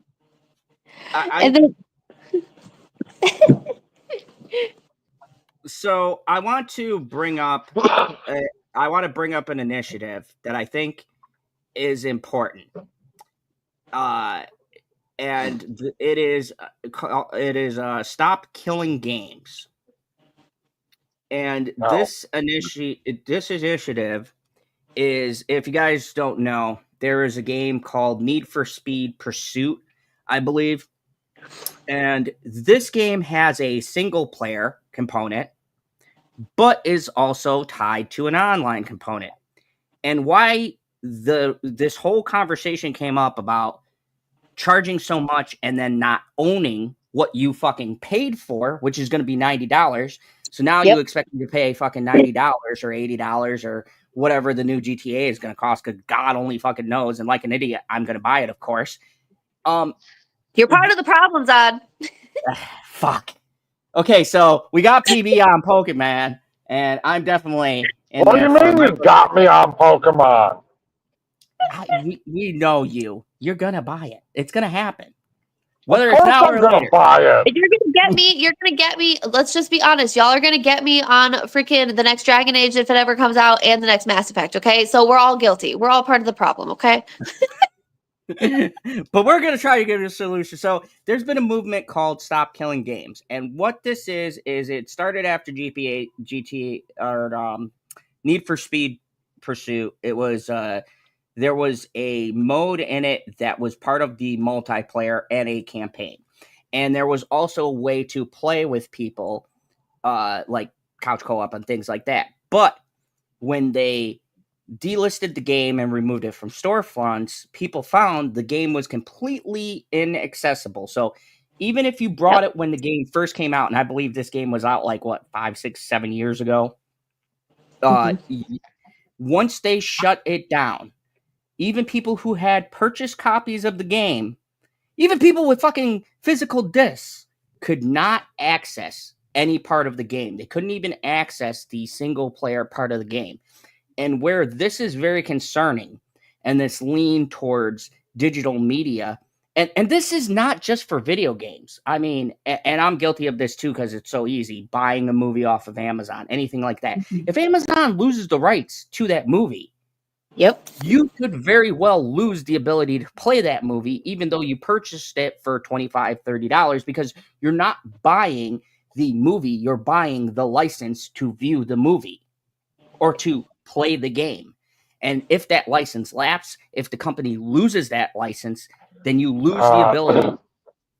You know, it's all about the game and how you play it.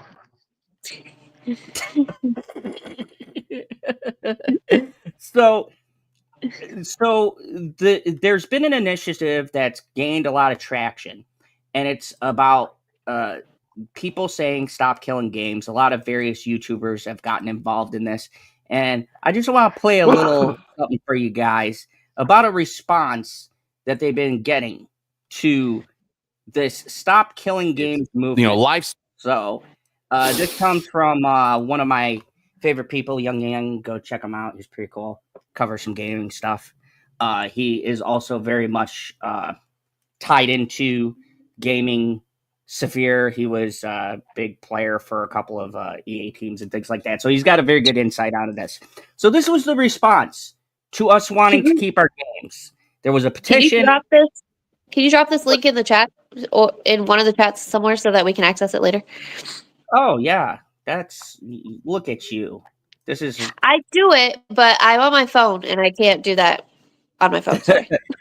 All right, so I'll drop the link here in the chat so that you guys can go check this out, or you could on the replay check this out later for yourselves. But let's hear the complaint against the Stop Killing Games initiative. The smell of desperation from the games industry.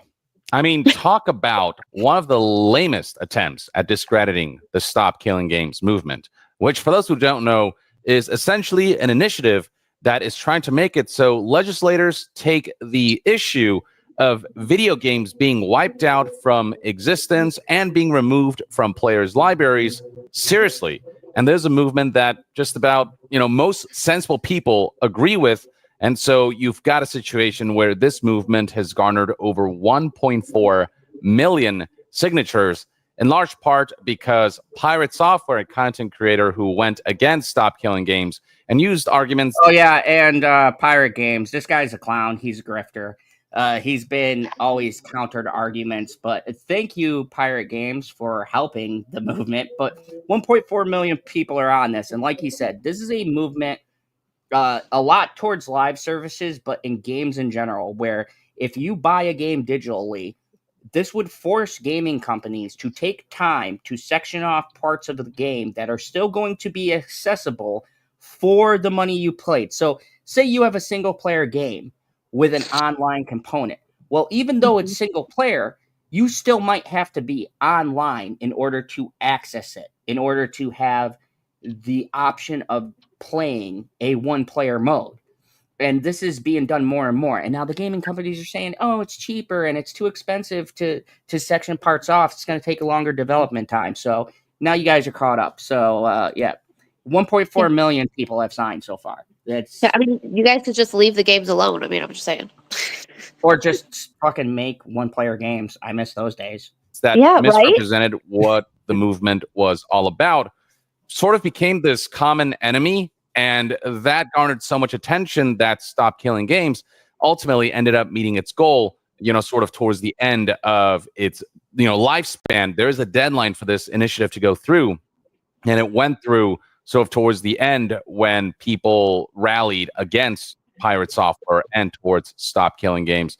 Many people thought the movement was dead. It kind of plateaued a little bit, and then Pirate Software became the common enemy that allowed this movement to really shoot past its goal, which is what we want, because some of these signatures could be fake in like the hundreds of thousands, but at 1.4 million signatures, it's guaranteed that the European Citizens Initiative will go through, which means that legislators in the European Union will take a look at this and hopefully will pass legislations appropriate to what people are asking, which is not unreasonable. Basically, video games are products. When you buy a product, you should be able to keep it, and those products shouldn't be under the control of companies who are able to wipe them out, not only from existence, which, harms preservation, but also just harms the very notion of just commerce, where when you buy something, nobody else should be able to decide what you do with that product. And that a movement is working when companies. So just think about that, okay? So, and I want to get everyone's thoughts before I continue, because this video is a bit lengthy. But just off of that statement, that is the whole argument. You buy something. PB, let me lay this out for terms that'll hit you at home. Say you buy the brand new Pokemon game. You're happy as shit. You love that Pokemon. You know where I'm going. You're catching them. You got yourself the rarest Pokemon out. I got it. Gotta catch 'em all. Gotta catch 'em all. You're singing like that, and then all of a sudden you go to start up your game, and it doesn't work. You can't figure it out. Maybe your system's broken. You don't know. You take it in, your system's fine. Gosh, what's going on? What's happening? And then some person tells you, oh yeah, we decided it's not selling well, so we're discontinuing it. And now, because it's the only way you could purchase this brand spanking new Pokemon, you got it digital. So now they ripped that from you, PB. They took your Pokemon and they put them on a shelf, and you can't never play that. You got to wait like 5 more years until they make the next one. So, I guess I would have to get a new toilet. He'll be walking around looking like John Travolta. Why? Because I would end up shitting a brick. And of course, Jay, what are your thoughts about this new, like, now, from what I hear, you're not even going to be able to buy games. It's just going to be a case with a fucking code is what they want to lean towards. Which is so dumb. It just, okay, first of all, can we just talk about marketing for a minute? Marketing. Yes. As a business owner, a case with a code, that's just so not aesthetically pleasing to the eye. Like, that's just so much wasted space. And like, what are you going to do? Are you going to make these cases like look pretty? Are you going to make, like, you know what I'm saying? Like, just so much waste. Anyway, are they biodegradable? Like, yeah. What about the fucking environment? Like, I'm sure you can only use the code once. Like it doesn't make sense. Like this is such a terrible, like, okay. Business owner, right? Okay. So like from a cost standpoint, like just this whole movement to a case with a code, and like the marketing is gonna look like shit. Sorry, this is like, I'm holding my phone, so I'm trying to figure out like how to sit. So like, like so much wasted products, so much like wasted space, and then it's just not cost efficient. It doesn't make sense. Y'all want to talk about profit, and then you're gonna just shit it away in this shitty ass half-ass bullshit, and you're wondering why the gaming world is failing. It's failing right now. Like the gaming, it's just like people don't understand. Like people are like, oh, there's so many good games that are coming. No, they're not. There's no good games that are coming out right now, and indie game developers are doing so much better than the bigger companies because of shit like this. I mean, and look, like poor PB here has to wait how many years for a Pokemon game? And then they're buggy as shit when they come out. Whoa. Yeah. Like, okay, so like, so Veilguard, for instance, okay? I'm a Solavellan romancer, okay? Veilguard. I loved Veilguard. I liked a lot of it. However, I hated Veilguard. And I hated it because I somehow found out what BioWare wanted to create. You know what I mean? I found out like the behind the scenes, like Project Joplin and all the stuff that they wanted to do and the devs wanted to do, but fucking EA came in, and I know that we just had like a little mini win with EA with that last little thing that we just did. So sorry to outshine Battlefield 6, but I'm fucking pissed. I'm fucking pissed because Veilguard, you can tell when you play through Veilguard, you can tell where there's areas that the devs wanted to go different directions, and it could have been so much more. I'm so grateful for what we did get. And I'm so thankful that BioWare did the best that they could with EA's bullshit, but it could have been so much more. And the reason why Veilguard flopped so hard is because everything was so disjointed and disproportionate to what it was supposed to be. They built up all the hype. They did great on the marketing. However, again, because they want to chase these shitty ass profit margins and they want to just be so short tunneled and just not pay attention to longevity. Everything in this world of TikTok is instant gratification, and nobody wants to think of the longevity of anything. The gaming community is going to collapse. And what's going to be coming from those ashes is going to be the indie developers. Like these big name companies, they're going to fall apart because they're not going to know how to operate, because we as gamers have expectations and they're not meeting those expectations. So the way I feel about how this shit is going to go is I'm going to support other people, because guess what? I have a secret to tell you that I probably shouldn't tell you, but I'm going to tell you anyway. My husband just started going to school, or is about to start going to school, because he's going to be a game developer and he wants to start his own games because he's pissed. And we're going to be doing shit, and I'm a fucking writer. So you heard it here, folks. When she becomes famous, we're going to have the first interviews with their gaming company. So stay tuned for that. But anyway, so no. Exciting shit. Sorry for the rant. That was a J rant. But it's just not cost effective. It's not cost effective. And these companies are so short of what their initial goals as companies started. And they are so far removed from what their original. I think the reason why everything is falling apart in gaming right now is because these companies have forgotten why they started creating games. Yeah, they've forgotten the most important part. They've forgotten the people, and they've forgotten being fucking human beings. And you missed it earlier where I read about what Phil Spencer said, and that other clown who said that people who get fired should talk to Chat GPT for guidance, and Copilot.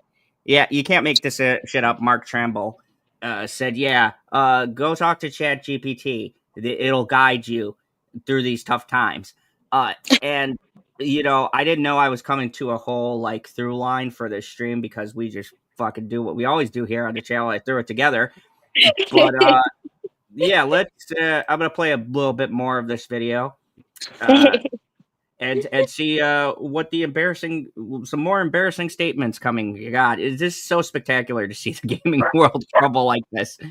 Companies or groups, lobbying companies, come out with lame statements that attempt to discredit a movement with bad faith argument, like this statement from Video Game Zero published on July 4th, 2025, which misrepresents Stop Killing Games as a movement that's trying to make it so companies have to support live services forever, which is not at all what Stop Killing Games is asking for. It's asking for games to remain on some level in a functional, playable state.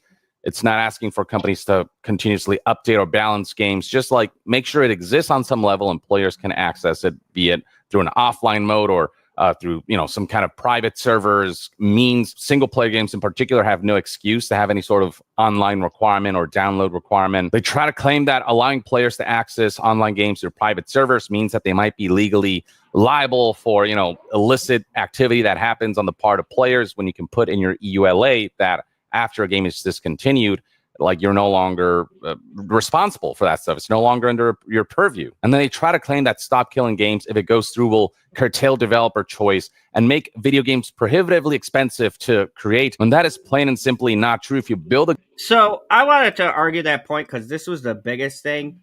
So they are saying that it will make it more expensive for them to do these modes. But yet, if you guys listened to me earlier, Spider-Man 2 cost $230 million to make. That had nothing to do with what's going on right now. They took Spider-Man 2 was the cost of a actual fucking Marvel movie to produce, to make, voice cast, animate, all that shit that they do. And they're saying, how many copies did it sell? While I'm getting that, keep talking, because I do remember it sold, of course, under expectations. Well, of course. Yeah, I suppose expectations are pretty high when you spend $230 million. Well, yeah. I tell you, they make Grand Theft Auto. Was Spider-Man a $60 game? Yeah, well, I believe it was 60, but I paid for the premium version, as I said. Which was 70 or 80? 70. I would assume. Yeah. Well, I guess we'll just have to go with the 60 base number, because I'm sure some people bought it for $50 or less. It sold 10 million copies. Mm. So that is as of February 4th, 2024. Huh. So that's $600 million? Yes. And still, according to this financial statement, they said it's still performed under what Sony's sales expectations were. So if it's made like what was the number you threw out there, PB? 600 million? 600 million? Yeah. And so the budget was 270 million, and they said it needed to sell 7.2 million units to break even. And it just last year. Oh, is the budget not including the marketing? No, I don't think so. Because okay. Because I was just about to say, I was like, wait. Yeah, because they still said it's still Sony said the sales still weren't at what they had projected. So was it a remaster, or was it like a new Spider-Man 2? It was the new Spider-Man 2. I'm going back to the release of it. So yeah, They said even with that, it was still under what they expected it to do. They didn't say it was a loss, but it was break even, and it still hasn't reached profitability. So that must mean that there's a lot of other shit just beside productions that is being factored in, because if it's 270 million to break even, and by the metrics and what PB just said, it should have been past breaking even, but they still don't consider it profitable. This is getting into territories like with Hollywood and with cinema, because then we're not hearing what was the marketing, how much did television spots cost, and voice showing actor? it off. What's the new game thing? Because it's not it's the new game showcase. Like, they have the showcases and stuff. They paid to get in those. So it comes down to a point now that we're not just factoring in, and I don't think the companies are just factoring in how much it's costing to just make the game. They're not even telling you the promotion, going to this show, paying for this, fucking you want to get Spider-Man on a Coke can and say, buy Spider-Man 2. So their marketing budget must be just as fucking astronomical as the fucking production budget. And you said it came out on PS5? Yes. Is it PS5 exclusive? Yes, for now. Okay. I think because I hadn't even heard. because the reason why I asked that question is because like I know I don't TV and I don't radio and I don't do all that shit, but usually when things come out, I spend enough time on Twitter that I see shit. But I didn't even know this was coming out. That's why I asked that question. So their marketing must not have been very good. That's why I was asking. That was another thing. Like when it first came, I remember because I was like actively waiting for it, but there was a push, but then a lot of other different controversies. There were stuff with like how they were portraying Mary Jane, you know, the normal bullshit. There was a couple of weird game choices they made. And so, and then when it released on PC, because it did have a PC launch, from what I heard, that was a bit rough. And then it just kind of died down. And like another game I like by one of my favorite studios, Alan Wake 2, which is by what the fuck is that studio? Sam Lake. God damn. I'm having a senior moment. But Alan Wake 2 was a fantastic game. And that game recently just broke even. And the thing of Remedy, there we go. Remedy is a company that I've always loved and respected because Remedy games, they did Max Payne and Alan Wake and Control and things like that. And they're very creative people. They keep hold of their properties, and they've just recently got most of the properties back from different companies. But they made a tremendous game, but it's a very niche game. And once again, even though I like the company, they went really heavy on the budget. And just now, the game came out like a year and some change ago, and it just now broke even. So you're telling me this game is for my sister's daughter only?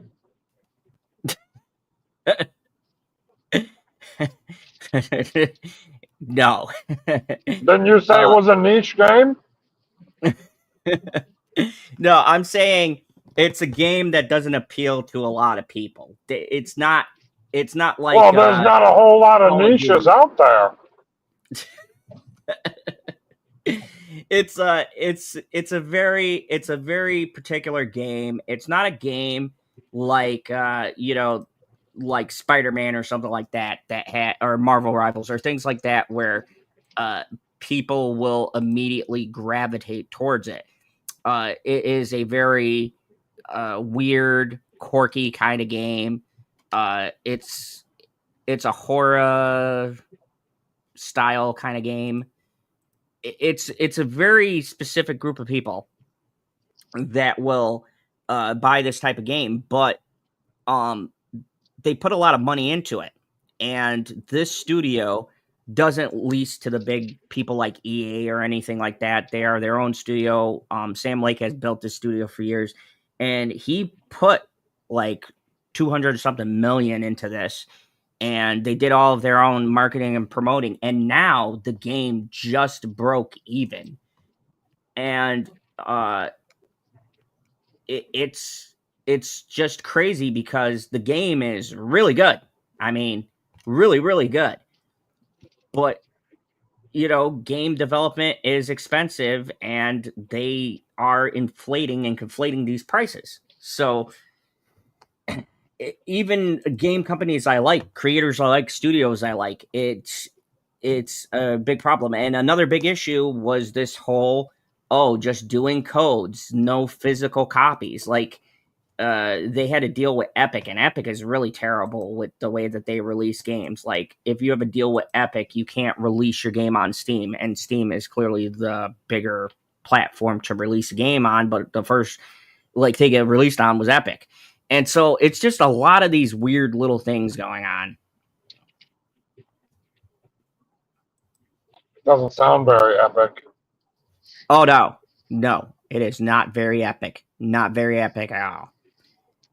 But yeah, I guess the overall thing that I want to kind of drive home is that we're getting to a state where a lot of things seem to be collapsing here. And I kind of want to finish this up with talking about one of our favorite things. I want to talk about and revisit because I've done this before, and I want to get your overall thoughts because this kind of goes into me seeing Fantastic Four and Superman. No, PB, I'm not going to give any spoilers. Stop fucking asking. You already spoiled it. Of course I did. You said you were disappointed. Yeah. Anyways, so here's the thing I've been noticing, and I want to get everyone's feelings on this. I mean, this is a hell of a time to be an author, by the way. I'm working on my book. It's called The Pathogen. A new one? Yes. I would definitely, maybe I'll send the great Jay some notes. She can tell me what you think. But this might be a great time to be a writer because I noticed something interesting. Now, every Marvel movie I've gone to, every DC movie I've gone to. Wait, hold on. You're writing a book called Pathogen, and then at some point it's going to be turned into a movie. Oh, that's the dream. Be something? And then I'll make this part book series, and I won't ever finish it. George.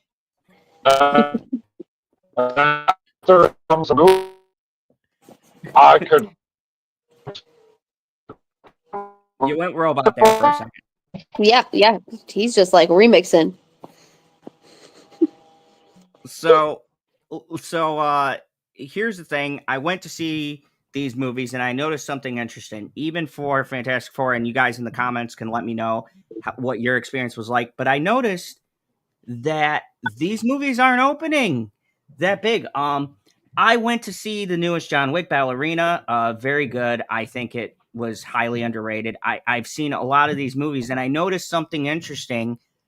Theaters are not looking good. And I kind of want to end on this because it goes back into everything we've been talking about tonight. The theater experience is not only not looking good, but when me and the bitchy one went, we noticed that there were these new promos, how they're making these outdoor open areas, and now you can bring your fucking phone into the theater and annoy the shit out of people, and the ushers will do the same thing they've done, which is not a fucking thing, so it looks like a fucking concert while I'm trying to watch a goddamn movie. But yeah, I've noticed the numbers, even for Marvel and DC movies now. Even Marvel, the great Marvel, that everybody sucks their dick. My Fantastic Four showing was not that packed. And I went the first week, which was kind of full, but there were plenty of seats. And I went the next week, and it was at night when kids and stuff should be out. And lo and behold, and it reflects in the numbers because it dropped 66% this week. They did not beat Superman so far. So we're getting to a crazy point where I feel like the theater industry is looking bad. I want to get your guys' take, and if you've been to the theater recently and what it's looked like for you, because it looked like a fucking barren wasteland. I went and saw the new Jurassic World movie. I saw that too, and for the first week, it was corny as shit. It fucking sucked. That's on my top 10 worst movies as well. Surprise! Well, so I'm not going to tell you if it sucked. Oh, it was bad. Afterbirth is what they should have called it. That movie is a fucking affront, dude. I think so, and this is a problem I want to relate into why the theaters are getting bad. This movie is everything bad about recent movies turned up to 11. A family you don't give a fuck about. The worst I've ever seen my future wife, Scarlett Johansson, ever act. Like, she did not give a fuck in that movie. She was giving Brie Larson a run for her money in that film. Like, I don't know who that last same movie I did, but she was monotoned and looked like she did not want to fucking be there. The only person putting in any fucking effort in that movie was Mahershala Ali. And he was in it for like 5 minutes.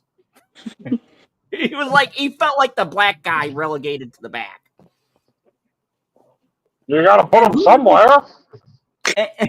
Holy shit.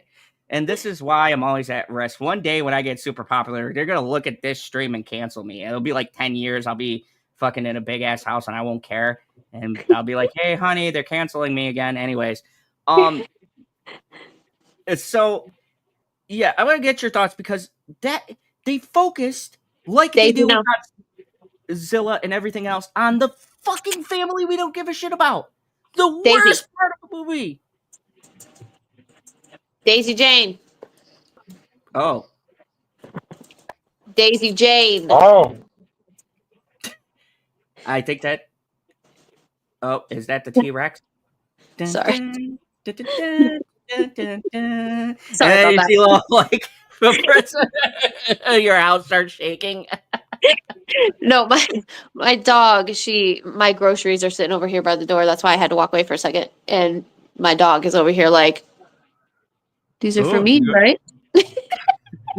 so let me ask, how are Squishy your win. No. Sorry, go ahead.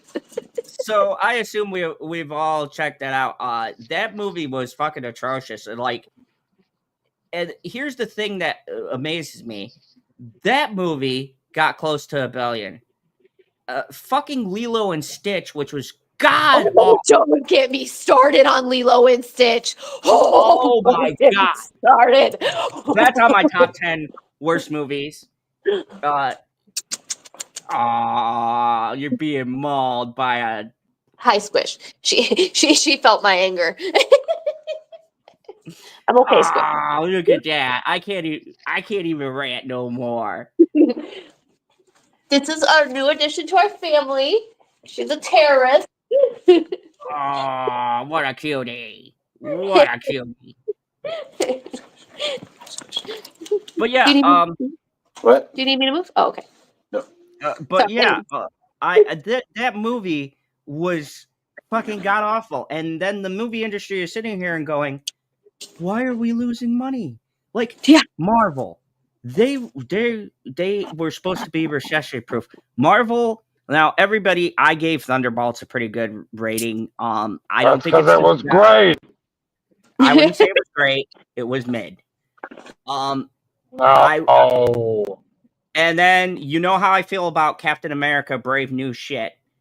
And then we've got Captain America: Brave New Shit was good. It would have been good 12 years ago after Incredible Hulk because it's an incredible sequel. Anyways, it's not incredible. The Incredible Hulk is nowhere in the fucking movie. He's red and it's Harrison Ford. Anyways, my point being is Harrison Hulk. Harrison Hulk. My point being is that now even Marvel, who could put out literal shit, the fucking Eternals got a better box office right now than Fantastic Four. So that's not Fantastic Four right now has barely reached 200 million, and I'm sad to say even Superman is only at 300 million. So, do we think this is comic book fatigue or shitty writing fatigue? Yes. Jay, as a writer, I'm gonna let PB. I'm gonna let PB take this one first. Oh, I don't think you can put it on the comic books. I mean, it's definitely it's like adaptation fatigue. They don't like the adaptations of the comic books because the movies themselves suck. Like, there's a whole bunch of stuff that just doesn't make sense, and you're like, well, what the fuck's the problem here? And you're like, well, if you would have followed the comic book, we wouldn't be having this issue right now. And I was like, that's not necessarily the problem. The problem is they made it stupid. Mm-hmm.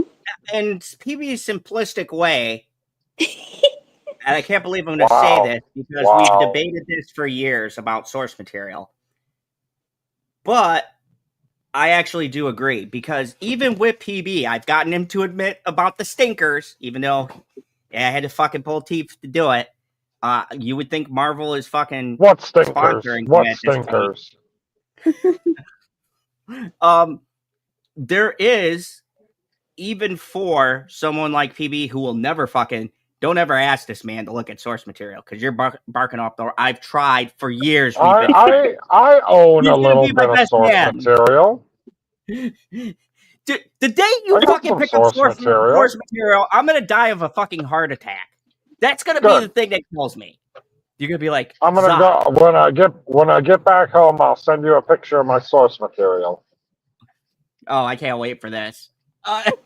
Don't worry, folks. I'll share this with you. This will be a historical day. But I think PB. I'm pretty sure there's a picture of it someplace on social media at some point. Is it tied to an OF? No, I'm just kidding. Is it tied to Sydney Sweeney? Because that's not the source material we're talking about. Although I would like to look up that source material. Anyways. Oh, Lord. Yeah, so writing. And now I'm going to kick it to the author of the panel. Do you feel this is very tied to writing itself? I think it's deeper than that. I do. I think it's deeper than that. I think it's let's take this step by step. So the first part is none of us are financially stable right now. None of us feel good in our world right now. A lot of us are stressed. A lot of us are overwhelmed, underpaid, overworked, and feeling the exhaustion. A lot of us are sick, and a lot of us are mentally sick because of all the just shit that we're dealing with. Regardless, I know I'm mentally sick. Regardless of, I mean, and it's not even just politics. It's just the world as it is right now. There's just so much shit. And I think that a lot of people are escaping from escapism because it's scary.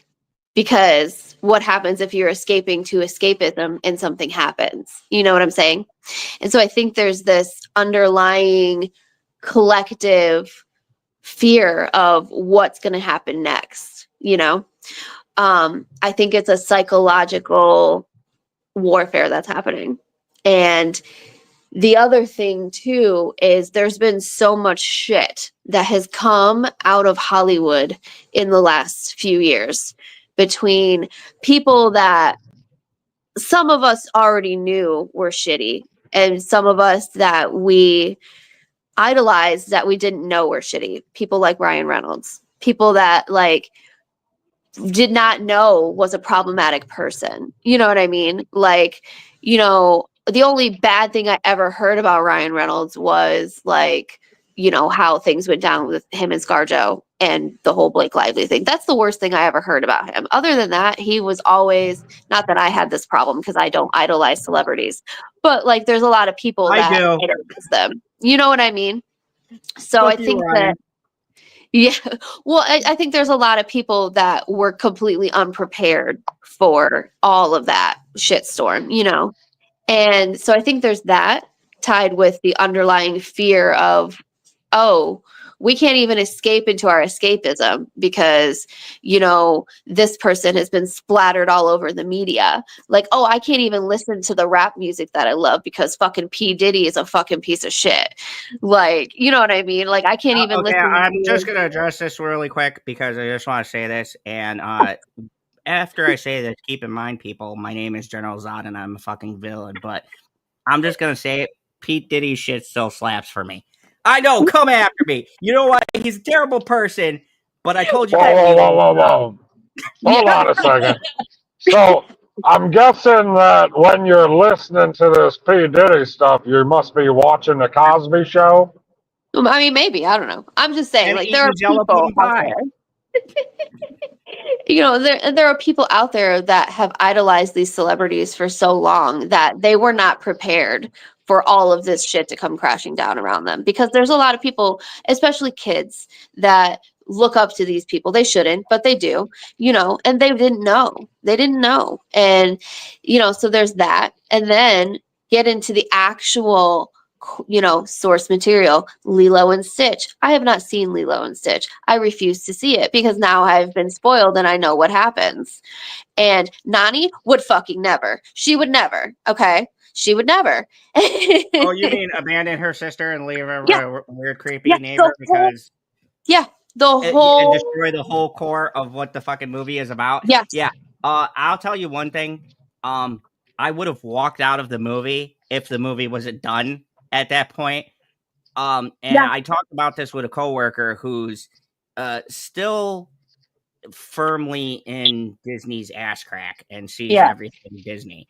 And even they are like an avid Disney fan. Their fucking house is decked out. And it's the one positive I can give Fantastic Four. PB, close your ears. What do you mean? What? Don't say it. The one positive. Don't say it. I can still hear you. I can give that movie is that much like Fast and Furious, it's about family. And it's the first movie that I've seen. And I did put this in my positives when I did go check out Perp's channel. We did a whole breakdown. And one of the most positive things, and I think that Hollywood is realizing. Did you make your point? I took my earbuds out, dickhead. Almost. One more second. Is that this movie actually paints family in a strong light. Yes, that's what I heard. Don't make the male figure this figurehead. And I appreciate the movie on that level. But the sad fact is, right now, it's barely in number one. Yeah. And Superman passed domestically 300 million, but worldwide it's at $527 million. Holy fuck, you're still talking? No, we're done with the thing. You can go ahead. Yeah, you're good. So I got the box office numbers, and right now, thank God, the goal for DC, what they wanted out of this film, because we've been in such a fucking shamble, and I still put my faith in Gun We Trust. They wanted 500 million. Right now, it's at 527 million. That's worldwide. So domestically, according to the numbers of Box Office Mojo, domestically it is at $302,356,392, with an international of $225,300,000 and a worldwide total of $527,656,392. So right now, Superman's box office is looking pretty good. Now, let's look up the Fantastic Four box office. And keep in mind, folks, Superman has been out about a week or so longer. So 2 weeks longer. 2 weeks longer. But everybody was shitting on it and saying it was going to beat Superman out of the gate. So fuck you, Marvel fans. So let's see what their movie did. So right now it is at 158 million. Worldwide? Worldwide. Well, and back to the source material thing, like the whole thing with Lilo and Stitch pisses me off because there's somebody that I went to school with who is Hawaiian and hold on a second. Sorry. I want to just correct this so that PB doesn't have a small heart attack. It's my bad. 257 million worldwide. Continue. Yeah, who is Hawaiian? And so, the way I found out about it was, so I found out in some comments about what happened, and then one of my friends had posted something about something, I don't remember, and my Hawaiian friend had commented on it and was like, well, they were trying to keep it as close to the culture as possible because in Hawaii, that is kind of how it would go is, the village raises the children while the parents go away to go do something or another, blah, blah, blah, blah. And I'm like, okay, I understand that, but that's not what happens in this movie. And if they wanted that message in that movie, I appreciate them trying to be culturally appropriate, but they had a good movie. They had everything there that they needed to adapt it appropriately. And that's why I'm upset. It has nothing to do with, you know, anything other than that. The writing was good for the story. The writing made sense. The whole story is Nani fighting to raise her sister. I raised my son. I adopted my son. Literally, legally, public record, my son. I adopted him. That would be like me going through all the shit that I had to go through in order to be able to adopt my son and then just saying, nah, like it doesn't make sense for Nani as a person. And from what I understand, they kept Nani pretty close in character to the way she was in the cartoon. So it even further didn't make sense the way they ended it. So that's why I was upset when I read that information, because I was like, what the actual fuck? And so that is where Hollywood keeps fucking things up, because I think it's great that as an author, one of my dreams is to have somebody adapt something that I create. It would be wonderful. I'm going to be hella involved and I'm going to be real fucking annoying about it. But that is a dream that I do have. However, if you're going to adapt something, make sure that you can do it appropriately to give it justice and also still make it your own. But you have to do it within the constraints of the source material, especially when you're talking about comic books and stuff like that. I obviously am not as in tune with comic books as you guys are and things like that. But like, it's all there. Just use it. It's obviously a good enough story to keep people interested. Like, you know what I'm saying? Yeah, and here's the thing too, because I actually fucking watched the movie. No disrespect to your friend, but I don't feel we watched the same movie, because it's not just that. And I hate this excuse because this is what people do for Disney movies. Yeah. They do mental gymnastics to pull out what they were trying to say, but I'm going by what was fucking presented to me on screen and Right. written in the movie, in the dialogue, in the plot. And Right. yes, if you reach really deep and you fucking do mental gymnastics, I get that point. But the other issue is, just as a movie, it's fucking shitty. Is it? Okay. Galifianakis, he is fucking atrocious in this movie. Like, I love him. He's a great comedian, and he is so miscast. And the fact that they took two characters, Mr. Bubbles and the other one, the Asian two, and they smushed them into one flat, boring, bland FBI agent character. There's a lot of stuff outside of just them fucking up the core of the movie. That's like the shit cherry on top.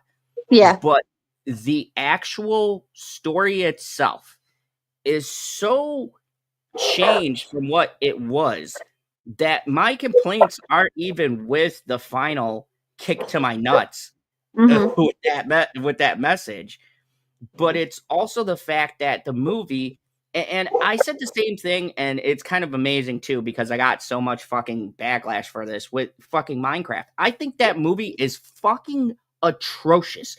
That movie made me feel fucking stupider watching it. I like Jack Black. I like Jason Momoa. I like the villager guy pegging Stifler's mom. I think that's fucking hilarious. But that movie, objectively, is fucking terrible. I suffered watching the fucking Minecraft movie, but yet that makes $1 billion, and fucking Lilo and Stitch. And both the movies are not good. And this is my problem.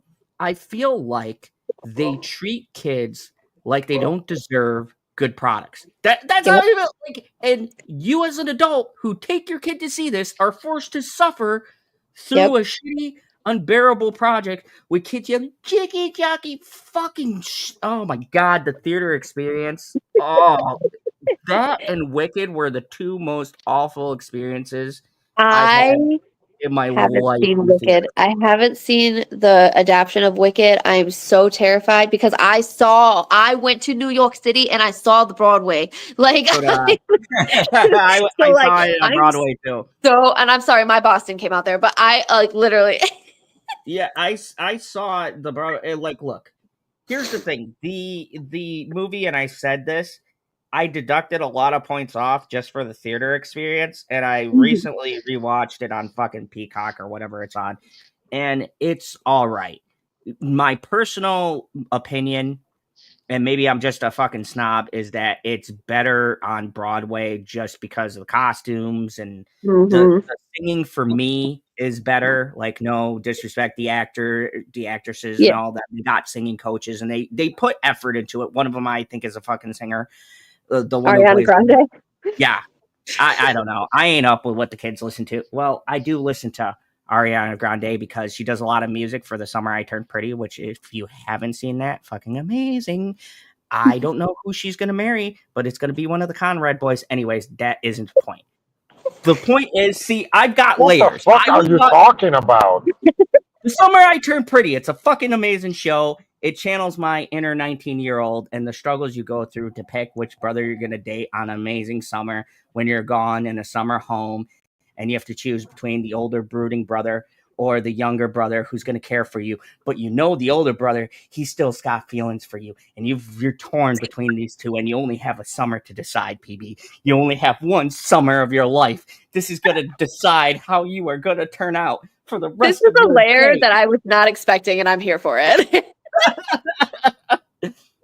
Anyway, I am an advocate, and dude, I heard that book, the character is so much worse. Like, I went down a dark rabbit hole with the show. Anyways, dude, I got layers. I like sometimes I like corny shit, like, you know, Dawson's Creek or whatever. The best one, Gilmore Girls. I will fucking die on the hill. That show is fucking amazing.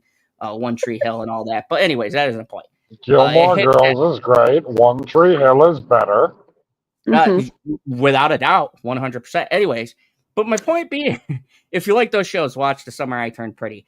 But anyways, the point being is that, like, for me, the theater experience directly ruined my experience of certain movies. And this brings it back to a problem that not only now are the movies, as you say, not providing that escapism, but you're also having to deal with this fucking new TikTok age. And I hate to sound like that guy, like, shut up, old man. You know, that fucking meme. But, like, it's true. I'm fucking going through the fucking theater, like, into the hallway, and someone's shooting a fucking TikTok reaction while I'm trying to get fucking popcorn and soda.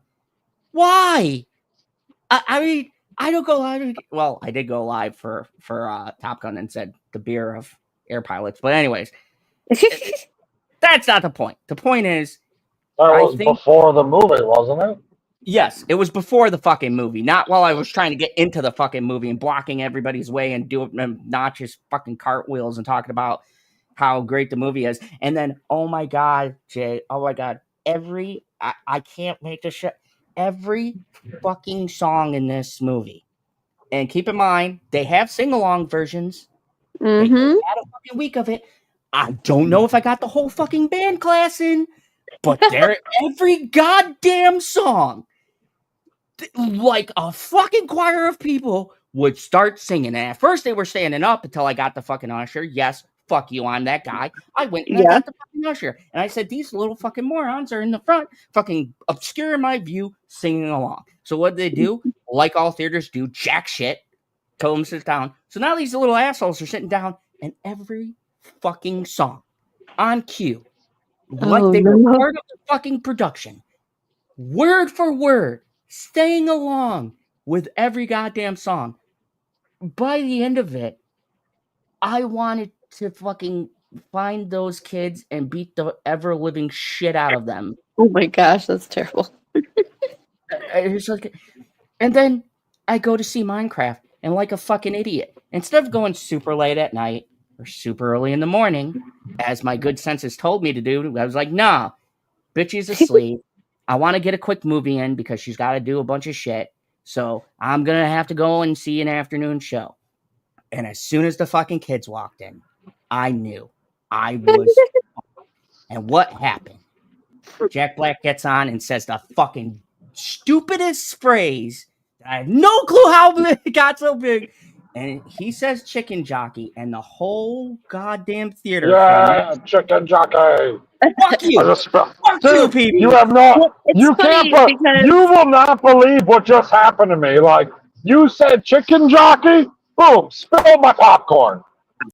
oh no. And fucking popcorn, fucking tubs go flying in the air. I have to listen to these little obnoxious pricks for a half hour screaming chicken jockey. I fucking hate this movie. Chicken jockey. Oh You're no. gonna be my PB. You're skating on thin ice. You're supposed to be my best mate. You're skating on thin ice, mister. I swear to God, if in my wedding you fucking yell chicken jockey, I will fucking tackle you. Chicken jockey. Oh my God. And it's just like, folks, this is part of the problem of why the theater experience has become such a fucking nightmare. I sitting here and right on cue. And some of these weren't even kids. Teenagers, grow the fuck up. I had a teenager throw his popcorn like he was fucking 5. Chicken jockey, bro! Bro, chicken jockey! Turns to his friend, bro! And his friend's like, chicken jockey, bro! And I'm like, what the fuck is happening right now? What? Am I in an alternate reality? It's crazy. Let me ask you something, Jay. If 10 years ago this movie came out and people did this shit, do you think it would be this popular? Are we in such a place? I think that, to be honest with you, I think that, like I said earlier, there's just so much going on in this world right now that people are just looking for any sort of joy anywhere. And I think that's why everything is, I don't know why my hair is being all wild right now, that they can find it. Like I know when we went to go see the Minecraft movie, it was okay for us. We took all the kids and we all went together as a family. And so it was a fun experience for us when that stuff happened. We had all the kids, the auditorium, like it was a good time for us because, we had our kids with us. So, but you, as somebody that reviews them and needs to actually like analyze what you're seeing, I can understand why it was not a good time. But dude, my top 10 worst movies. I gotta be honest, maybe it's not as bad as I think it is, but I think too, and I don't want to be that way, but it's just the nature. Like I saw Weapons a week early. I got a review. Go check it out. It's at 658 views and lots of comments. So thank you guys. I got lucky enough to see it because it was a surprise screening. I saw that and it was such a great experience because it was like me and like maybe 20 other people who got invited by AMC. Not sponsored, but you can go ahead if you want to. Yeah, right. They got some good fucking deals, but we got to do the whole deal where you write down what you thought and stuff. And by the way, go see the movie. It is fucking intense. I had a lot of people asking me, bring it back or that good. I will just say really briefly, Bring Her Back is great for a one-time watch. But when I grade things, I grade them on rewatchability. And Bring Her Back is not a film I can watch multiple times. It's a fucked up movie. The shit with children and the adoption system hits too close to home. It's a really touchy subject. So it will be on my top 10 list. You want me to do what on her back?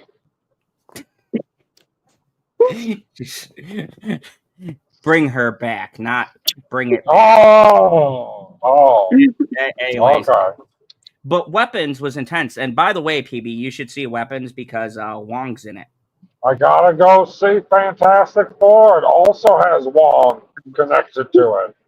Yeah, but B.D. Wong is I did not know he had horror chops, but I will tell you this, he has one of the scariest moments I think I've seen in the past 5 years. And he is a great actor. And also Josh Brolin is in it. So maybe it's connected to the MCU because you got Thanos and you got Wong. Anyways, and where's the irony that he plays Wong and his name is BD Wong? Anyways, it's all connected. So, I saw that, and it made me realize that I think part of the issue we have also with theaters losing so much money is the fact that maybe grumpy old fucks like myself or people who just do movies, and I'm not the only reviewer who's commented on this, but the theater experience is also like being more tailored to this generation that's not even paying attention to the movies they're going to see. Like, I saw Death of a Unicorn, me, Bitchy, and Little General. How was that?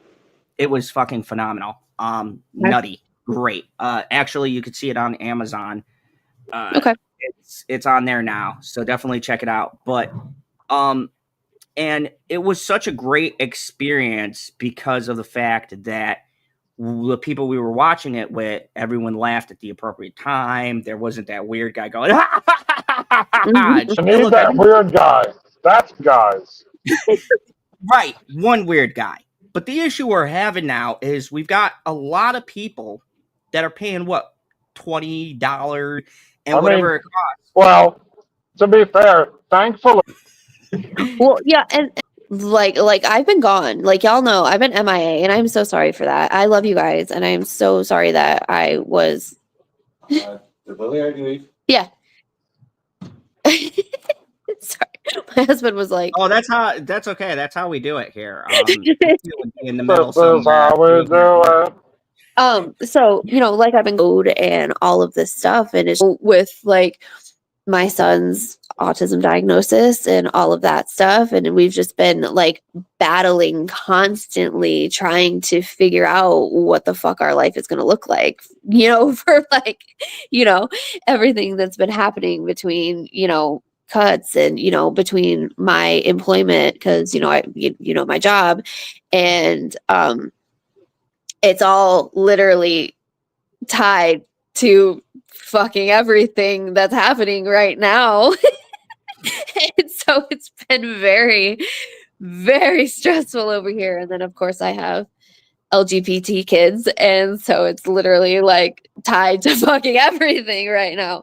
And so it's like been very stressful over here. But now like things have finally settled down. We've got the health under control. We've got our health insurance under control. We've got things sorted out at work, and then I finally was able to publish my book and finally get stuff going. Yes, thank you. And still charting, by the way, bitches. Yeah. Anyway, not that I want to, support the Zon, but speaking of which, by the way, just a segue here, shameless promotion. I'm going to be getting my shipment of books here in the next couple days, and then I'm going to do a YouTube release party. So hey, congratulations, by the way. Definitely go support. Yes, and you guys are invited because I want to have a panel, and because I'll be doing book boxes. I've got like handmade goodies. I'll be wrapping stuff, and so you guys are invited. We're gonna do a panel. We're gonna hang out. You're gonna be there, so just tell me when. Non-negotiable. Okay, you heard that, PB. But no, seriously, because I want to hang out with you guys, and I'm trying to negotiate. So, because I'm trying to get back into everything now, that my life is not, collapsing all around me anymore, and I'm not like, threat of losing my house anymore. So, stuff like that. And so I think that's where a lot of people are having to sacrifice things that they've loved to, like the theater, and and not to mention Hollywood's just putting out shit the last few years. Non-stop shit. Like, and I think that's part of why I've been so focused internally with my life and everything, is because if I can get my life back under control, I can get my writing back under control. And one of the things I'm thinking about doing is, it's that time of year again where I go through and start going down my rabbit hole of musicals. I want to do some musical watch parties. We should totally do that together. Not that you guys are into musicals. Loves musicals. But I want to do that and do like musical watch parties, because I've been like obsessed with Hamilton since July, and I want to. Oh my God! You know who we need to invite? You know who really loves musicals? PB. We got to get him on the horn. Justin fucking Proper. Yes. We won't even tell him we're inviting him. He would. Like literally, when I thought this plan through, I was like, I need Zod. I need Zod for us to go over and talk about all the writing and the double entendres and everything that everything means. And I need PB because we need PB being like, what the fuck? What the fuck? Because I feel like that's what PB would say. And then I was like, I need Justin Proper. I need my boy JP because like I feel like he is gonna absolutely love that because I don't know if you heard his stance on musicals, but he absolutely loves them. Whoa. I went and saw Wicked. So yeah, But yeah, there you go. That's further than Justin. I can't wait because with Justin, we're just not even gonna tell him what the fucking movie is, or I'm just gonna flat out lie and say it's one thing he's really looking forward to watch, and then we're gonna put it on, and it's gonna be fucking hilarious because Proper's a huge fan of musicals. And I feel like this is satire. I feel like he doesn't like musicals, and you're lying to me. So we'll have to see. I will say all There's parties. only one way to know for sure. Right.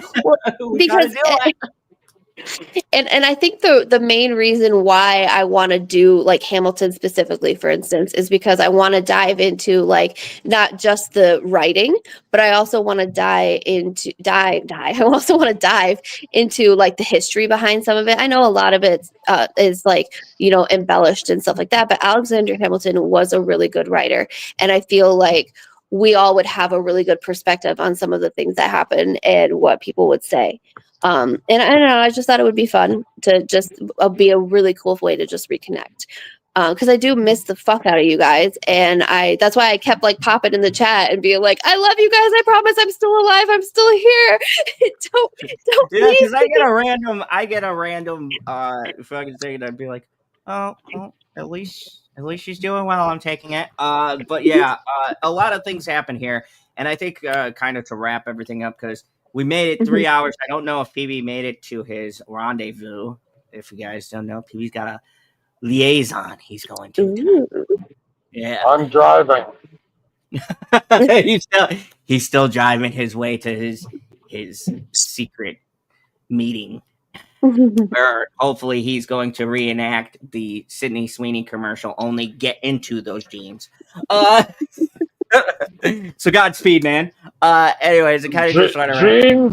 Genes are way too complicated for what's going to be accomplished. Like, we're not about adding layers. She's gonna open the door, and it's gonna be in a robe. Oh gosh, now I'm just picturing his icon with a robot. Oh. You're welcome. And there's a lightsaber. Oh god, okay. Mayday. Oh yeah. Damn my overactive imagination.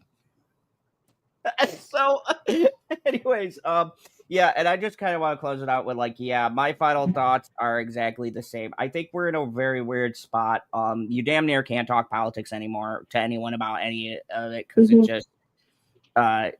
it's just a fucking landmine. And now escapism is getting to a place like I did my Superman review. Go check that out. Shameless promotion for myself. Me and Chris Knight talked for about an hour, and we struggled to find things that we liked. But surprisingly, I had a lot of people. I'm sure he found some stuff that he liked. He's fucking whacked in the brain. Well, no, he hated it more than I did. And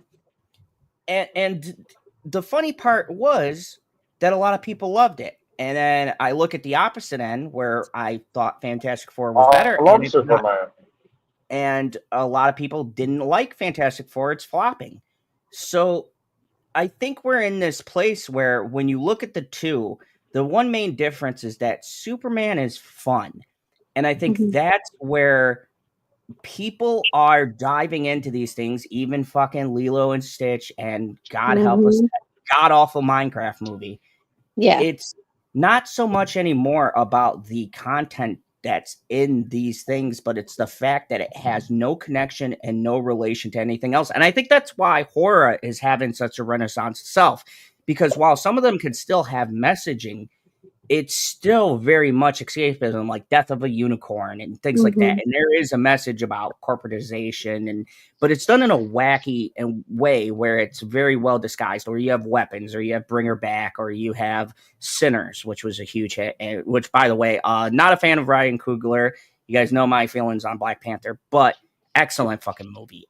Great blend of music and sound and horror elements, and it's one of my favorites this year.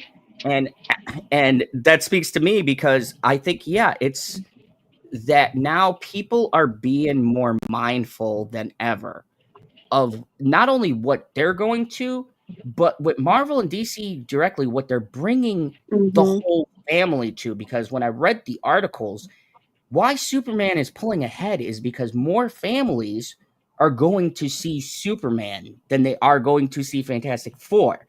Like a lot of the adults showed up to Fantastic Four, but more families showed up to Superman. And that's the key thing that I think even is affecting cinema, is that families are not having family films or movies that are geared towards them that they feel they could bring their kids to.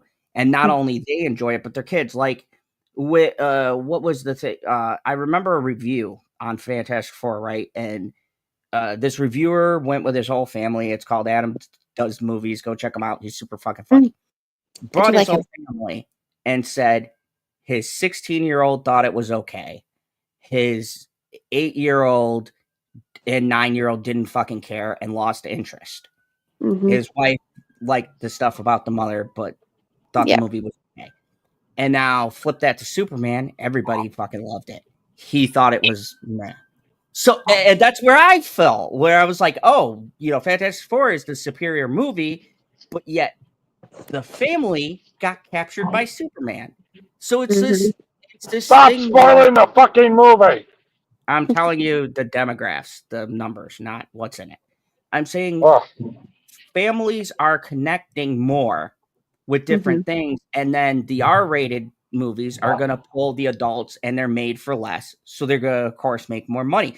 And that's why there's a push for horror, because you could make an $8 million horror movie and have it make fucking 80 million or whatever. I mean, look at like movies like Megan and things like that. Not the greatest movie, but did gangbusters. Now, Megan 2.0 came out and flopped because they raised the budget, which was a stupid fucking maneuver. And my hot take, honestly, I think it's a great movie. I fucking had a blast. It was fucking ridiculous and stupid, but it knew what it was, and it didn't try to be anything else, but yet it didn't do well. Ballerina, I thought, was fucking phenomenal. I thought it deserved. You guys know how I feel about John Wick. You know how I feel about Arma de Armas. She's fucking hot. Anyways, same type of feel I got from John Wick, I got from Ballerina, but yet that movie flopped, and it was actually made cheaper than most of the new John Wick movies. I think it was only like 30, 40 million and only did like 23, 24 million. So even with the R-rated things, people are being very specific. They're being very focused on everything. And this goes back to video games we were talking about and all these industries. And I think coming out of COVID, yes, I'm bringing it up. And we're not going to use it as an excuse, but there is a mindset that it did put people in about convenience. And with the way it inflated some industries and drove out some other things and hurt others, they haven't recovered. And the theaters, honestly, are the biggest ones, because I've said it before, and I said it before the whole COVID. We've been talking about this for years. Movie industry was already not doing good. Theaters were not doing good. And this has kind of been a nail in the coffin, and they've been fighting for their lives ever since. AMC, which I just mentioned, and Marcus and the rest of them have done additional shit to get you in their theaters. They are one step away from offering you a hooker and a hand job to get your business. Wait, whoa. Does the hand job come from the hooker? Well, I sure hope it doesn't come from Greg. Fuck you, Well, I don't Jenny. know. You said a hooker and a hand job like they're two separate things. Well, I think a lot of it too is, especially right now, like I was saying earlier, with that underlying collective fear of what's going to happen going forward between right now, what's going on, and COVID. There's just been this greater appreciation, I think, for family, and trying to stay together and figure out, like me. Well, I I'm would agree with you, except that's not what I learned from Moana. I mean, true, but like I think that working like so when I was able to work from home before they told us we couldn't anymore, one of my favorite things was to be able to work from home and hear my husband and my child running around upstairs playing, and I never got that working in the office, and it gave me a greater. I've always appreciated, of course, but like it gave me a greater appreciation and awareness of just how much we are not at home. And, if we're at home, we're either cooking, cleaning, or sleeping. And that's all we're doing. We're not anything else because we don't have the time anymore. That's the way society has gone. And I think that people are wanting to go out less and less. And then when you single people who wants to step into the dating pool right now, so toxic and gross right now. I am so happy.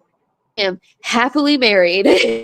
Oh, let me tell you because something. I'm glad you brought that up. There is a lonely epidemic, and I'm not going to get into the full thing, but yeah. I was sitting here listening to it, and I was just thinking, especially, and shout out to PB who's going to handle business. He's an old school chap. I'm just, if there's a lonely epidemic, I'm just afraid for LB. Oh yeah, LB's the loneliest of the lonely. But there's this thing, folks, with like and the social distancing and stuff didn't help this, but I sit there and if you guys don't know, I work at a bar. We'll say I do security and watching people interact, right? And young people interact. They'll go to a bar, order a drink, rent a table from me, but sit on their phone and talk, but they're talking to the person, but they're looking at the screen, they're texting somebody else, and then they'll shoot 5 minutes of pool, which is $8 an hour, and they'll be on that table sometimes 3, 4, 5, 6 hours, only shooting maybe an hour's worth of a game, and they'll be with a beautiful lady or whatever, but both of these people who I assume are on a date, I don't want to, Right. say anything because it could be a sister and brother or whatever, but they'll be going out and they'll be with a date or clearly someone that they want to get to know. And instead of drinking and talking face to face like we fucking used to do back in my day, they're on their phone or they look awkward as shit. And I think it's because somewhere along the way, especially now, I felt like people have lost confidence. And Bitchy is slightly younger than me. Shut up, PB. Bitchy is slightly younger than me, and so I got a good perspective on this. And she said to me one day, she goes, "I'm so glad that I only had like one bad experience, and like I don't have to go through dating again." Because we're just looking at it, and it's like, even now, I just think like, fuck, how would I do dating? Because it's just like you don't know how to even approach someone anymore, because you don't know if you go and you say something like, "Hey, how are you?" They're gonna be like, "What are you trying to say? You're better than me? Are you giving me the male gaze and all this other fucking bullshit?" And it makes even approaching people and having that baseline conversation super difficult, because as a man, it's always this fear that now you'll come off too strong and you'll be on a fucking TikTok video. And as a woman, it's this fear of this guy just eyeing you up or being a creepy guy at the bar looking at you or something like that. You know, it just puts you as uncomfortable. And like, I don't presume to talk to about the female side of things, but Jay, I don't know if you have ever been in those situations, because both me and you have been in relationships for a while now. And well, I'm engaged and you're married. So, I mean, I don't know. Sorry, I was talking to my husband. Yeah, speaking of which, see, we are both, I'm engaged, you're happily married. Yes. I don't know about you, but for me, looking at the dating landscape now, I can't even imagine trying to get back out there. And that's why I want to give Delicious. to Pop Culture PB. My man is braving the wilderness out there. He is in the fucking trenches. Yeah. Doing his best for the country. We salute you, Pop Culture. Oh, yeah, for sure. Like, could never be me. No, you know, and honestly, like, and that's my thing is like, it's just so, there's just so many people out there that are just not, I don't like, I can't even contemplate the horror stories I've heard. There's just so many.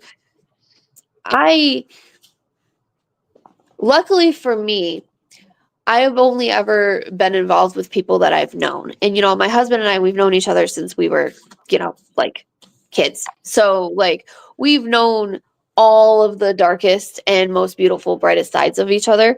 And so like by the time we actually found ourselves back to each other, it took us like 15 years to figure it out. But by the time we actually found our way back to each other and created this future, it was, you know, we gathered all the knowledge that we needed to gather. And there was not a time like this. Like I have never been in this type of landscape for dating. You know, I was either like, I can't even imagine I can't even, I don't know. I know my daughter is 18. She's just met a young man. And I will definitely be meeting him soon. And there is that now. Of course, I got the luck of the draw. I've got a beautiful young lady. So that amps my fucking anxiety to like 11. And I've learned that, especially by watching The Summer I Turned Pretty, and getting in touch with my inner 19-year-old. How hard was that for you to accept that you have a gorgeous child that's just going to be released upon this world? Oh, I'm terrified every day. Like this weekend, she is actually at the state fair with friends, and I'm just thinking, if that little boy is trying to make a move, I will cut off his hands. And they will not. All I got to do is make one call to PB. He'll be here with the gun rack. You can call me too, because last I knew, I'm not that far away from you either. So what the fuck do you want me to do with a gun rack? Whack him over the head? Yeah. Oh. What do you think you used the gun rack for? God. Anyway. Yeah. So, you know, I came and this is my issue I have with Grandma Zod. I was actually the one saying, we got to let her go. Of course, Grandma was very pissed because on the weekend, she comes on Saturday to see Grandma and hang out at the house with her. And we're at that stage where she's living with her mom. I'm not the biggest fan of her, but she's paying rent and trying to do stuff on her own. Right. And I'm at a weird phase, and anybody who watches this later and you have kids, you could relate.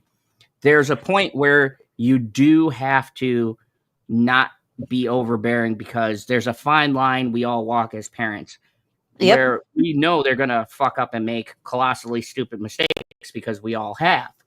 And you want to stop them from making those mistakes. But the truth is, you have to let them make some of them, because that is the only way that they will grow and learn. And it's no different than love or life stuff. Like, of course, if she wants to go gamble and blow 300,000, I'm gonna fucking scream and be pissed off and probably flip my shit. But I mean, like stuff like losing money or dating. And I had to come to that realization, and even Bitchy had to rein me in a bit and say, if you push, she is going to be pushed away. You know, you have to be engaged, and you have to get the end so you can gauge the person and the individual and make sure that she's safe, but you can't make the choice for her, because the harder you push, the more they're going to say fuck you and do it anyways, just because they want to spite you. So it's a thin line, and it's even harder in this age because there's online, there's phones. Like, she was over here at the house texting her boyfriend, talking to the boyfriend. I got to chat with the young man. Sounds nice. He wants to go to school to be an electrician. He's doing a apprenticeship. So obviously he's got a good head on his shoulders. We still have to meet him and interrogate him. But from the onset, the presentation is decent. But like you said, especially with online stuff, presentation can be curated and stuff like that. Luckily, her grandmother has met him. He is a real person. He's not a serial killer and things like that. Yet. But he's not a serial killer yet. I struggle with this with my 17-year-old every day. Yeah, and that's the thing, and it brings it back to that dating landscape we can't imagine because they're in that landscape. And we're walking a fine line where we can't be overbearing, but we still have to be protective because that is what we do. And I told Sierra, she always laughs. She goes, Dad, I'm not a little kid. And I go, I don't care if you're 23. She's pretty tiny. Yeah, first of all, she is pretty tiny. Yeah. But that's on her mom's side. Fucking people. What do you mean? What do you mean on her mom's side? You're like 5 foot something. You know what? Short people must stay together. You know what? Anyways, I don't know where she gets it from, but anyways, it's still that, you know, I tell her I will always see you as that little girl, but I've always, and why she always confides in me, because even as a kid, and I remember parents looking at me, and P knows, I tell her straight. I always have. I've never tried to sugarcoat it with parents. Well, you say that you're telling her straight, but how do you tell someone gay? So I've never sugarcoated or put anything. I've been blunt. I remember having a sex talk, and Erica was like, "Oh my God, why are you?" She's like, "Put some filter." I don't know. You know, we're all gonna do that stuff. I'm gonna lay it all out there. And I did get into the emotional parts, which most people don't talk about. And, you know, you lose a little piece of yourself emotionally. You got to make sure you're mentally prepared for that. You got to know all the angles. You got to know, you know, if this person breaks up with you, it's not the end of the world. These things are going to happen. Or maybe that will be the person you'll be with. But at the end of the day, you have to be careful with that stuff. So we had all of that. What if the person breaks up with you and it is the actual end of the world? Well, we'll cross that bridge when we come to it. Well, yeah, we'll cross that. We'll cross that fucking meteor shower when we get there. But yeah, so it's like, I think, bringing it all back to the topic, I think that it's getting harder to parent without being judged by companies that have these ads telling you you're not being sensitive to this group, you're not doing this right, this group is offended, and the younger people are listening more to bullshit on Instagram and TikTok and Twitter and taking it as gospel. And we had this shit with news and stuff like that. And yes, we're dating ourselves. We had CNN, MSNBC, Fox News. Who's more reliable? This one's bullshitting. This one's bullshitting. Spoiler alert, they're all full of shit in some capacity. Yep. Oh, but I can't believe that you would say that about CNN. But at the end of the day, I think the biggest thing that scares us and what's scaring people is it's becoming harder to parent. It's becoming harder to let kids be kids. And I want to end it like this. I think it's becoming harder as a society to just have fun. It used to be fun to get into political debates. It Yep. used to be fun to get into shitty movie back and forth.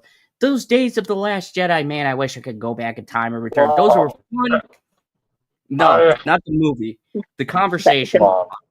AIM chat rooms and Oh my God, yes. simple walking around thinking you know everything and you don't know everything. And and it's so funny being a parent too, because like when my kids go through stuff and they, like I always try to offer grace, because I remember being 17 and thinking I know everything, and my husband actually has this really cool theory that kids are genetically engineered to, at this age, feel like they know everything, so that it prompts them to leave the house to actually learn and gather more knowledge and bring it back. And I think that's a really cool thing. And I love of my daughter, but hopefully she doesn't bring it back. Please yeah. continue to do your own thing. Yeah, right. Love you I'm too. like, and it's funny because like when he first said it, I was like, what? This doesn't even make sense. But then the more I see my children as they grow, like the biggest problem I have with like my kids, for instance, is they're just like their father in the way that they're too smart for their own good. And so they struggle in school where they are just not challenged, and they have that type of intelligence that they excel at like everything that they ever try to fucking do, and it makes me so mad. Yeah, and they get and the thing is too, folks, for all of you who are parents out there, it's this issue with, especially my daughter is super smart, and it's when your kids excel and they know that they're smart, they start to build up almost cockiness. And you try to put them in their place and say they're being cocky, and it's fucking frustrating, especially when they're right about something and they get that. And God, we can't let the terrorists. But then they get around certain people and feel like they have to dumb themselves down. And that's the thing that's frustrating, is it's like, I know that that you're supposed to switch the laundry when the timer goes off, but then their little friend will be over and they'll be like, I didn't know I was supposed to do that. And I'm like, really? Because you did that last Tuesday. The classic one I got with my little bit of joy is she can fucking text people and AI chat for fucking hours. But God forbid I need to know when to drop her off on Sunday for work, and Saturday night it's, Dad, just so you know, I have to be to work at 10, and I work a shift from fucking 5 until fucking 2:30 in the morning, and I'm like, things I would have liked to know yesterday. Like, you knew for a week because it's posted a week earlier, and now she's gotten better because I said it sarcastically like that. But she's like, your schedule goes up a week ahead. You can't tell me on fucking Monday to brace me so that maybe I could do shit quicker, so I could get out at 1 instead of having to get up at fucking 9 in the morning to drop you off, because then you have to work at 10. And of course, Bitchy has to work at the same fucking time to open. And of course. Women in my life. Yes, of course. They both have the same fucking schedule. So now, same cycle, same schedule, same. And then Bitchy turns and looks at me and she goes, "You know what, honey? When I met you, like, it's like 6 years ago, I noticed you got a lot more gray." I fucking wonder why. I got a streak of gray in my fucking hair. My beard is full on fucking gray. And I was like, it's you. Your beard is gay? Welcome to marriage. And so now I got all this fucking gray hair because the women in my life are determined to drive me absolutely fucking batty. And if it isn't one forgetting to do their schedule, even though if I ask them, oh, what is your boyfriend doing? They can fucking list right down to the fucking time that they're going to go to the store with their best friend. But if I ask them, hey, when am I dropping you off on Sunday? Jeez. Let me pull up my schedule. Oh, yeah, that's right. 10 o'clock.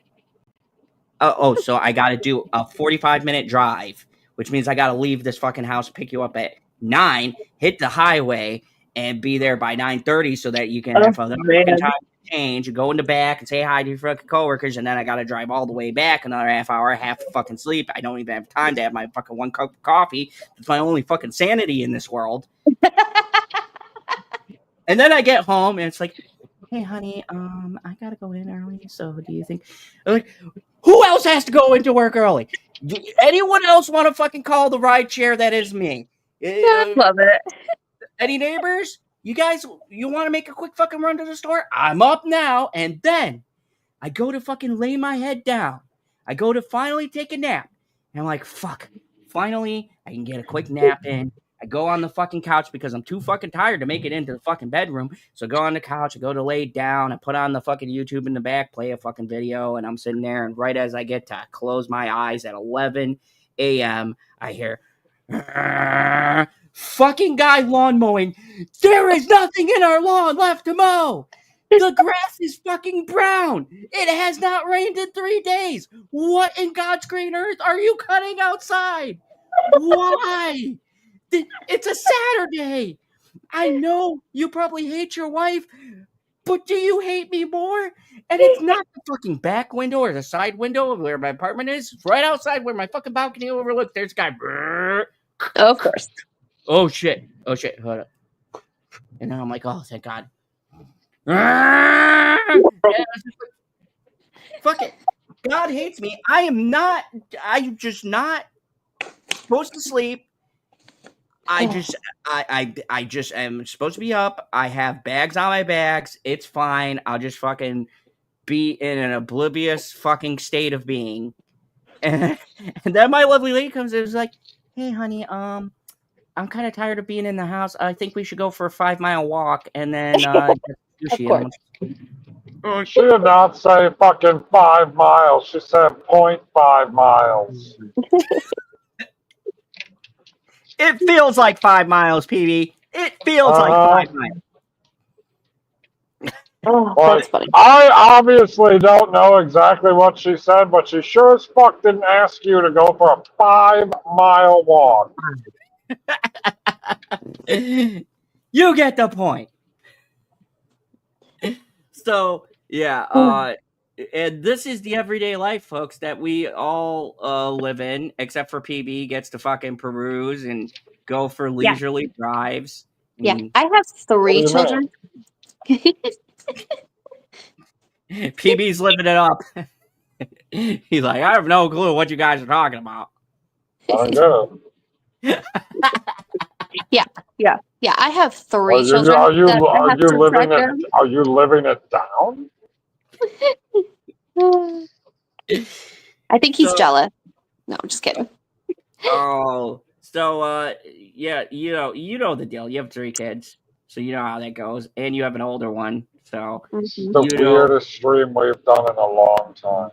Oh my God, yes. And we went from like corporate greed to how much life is fucking beating the shit out of us to PB's love life. So we have covered all of our I don't know, man. Like, you two are all greedy for family time. Some people's families suck.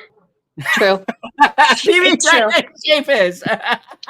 Yeah, my Where's your hot take? My biological family is awful, but my family that I have built is a fucking empire, and we're abundant as fuck. So I am very blessed and happy. Oh no, with all that ran out of the way, honestly, I wouldn't have it any other way, because swinging back to the single landscape, it's still, even given everything I've just said and ranted about, and I'm sure bitch you'll see this and be like, oh, I know what you're not getting. Even with all that said, I still think, though, that this all adds to, when we have that precious free time, especially for me and Jay in particular. Mm-hmm. And it's funny because of how PB reviews things versus me. I think we look at these things differently, because when something feels like a waste of time, it feels like a huger waste of time, because the fact of the matter is, and why, just to wrap things up, the industry is suffering, is because nobody for the amount of money and time you have to invest in something, and reviewing here on YouTube, you guys saw I've done two or three videos in the past week and reviewed a lot. I got another video dropping; it's already recorded. On the new horror movie, The Home. It's just Is it about old people? Yeah, actually, it is. It has Pete Davidson in it. And it has John Glover from Smallville, PB. Lionel Luthor himself. But yeah, so it's like when we watch a movie, and I've heard some people when I'm rating stuff, they're like, "You're awfully harsh." You got to look at it this way. I review a lot of movies. I've seen so many. I'm watching The Summer I Turned Pretty. By the way, go check that out. I fucking love that show. I've watched. It's a movie. It's a show.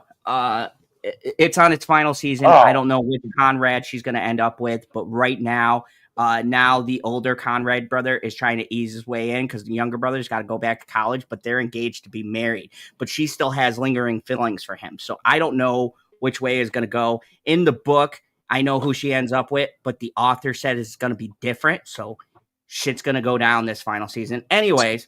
Watch it be some rando on the street instead.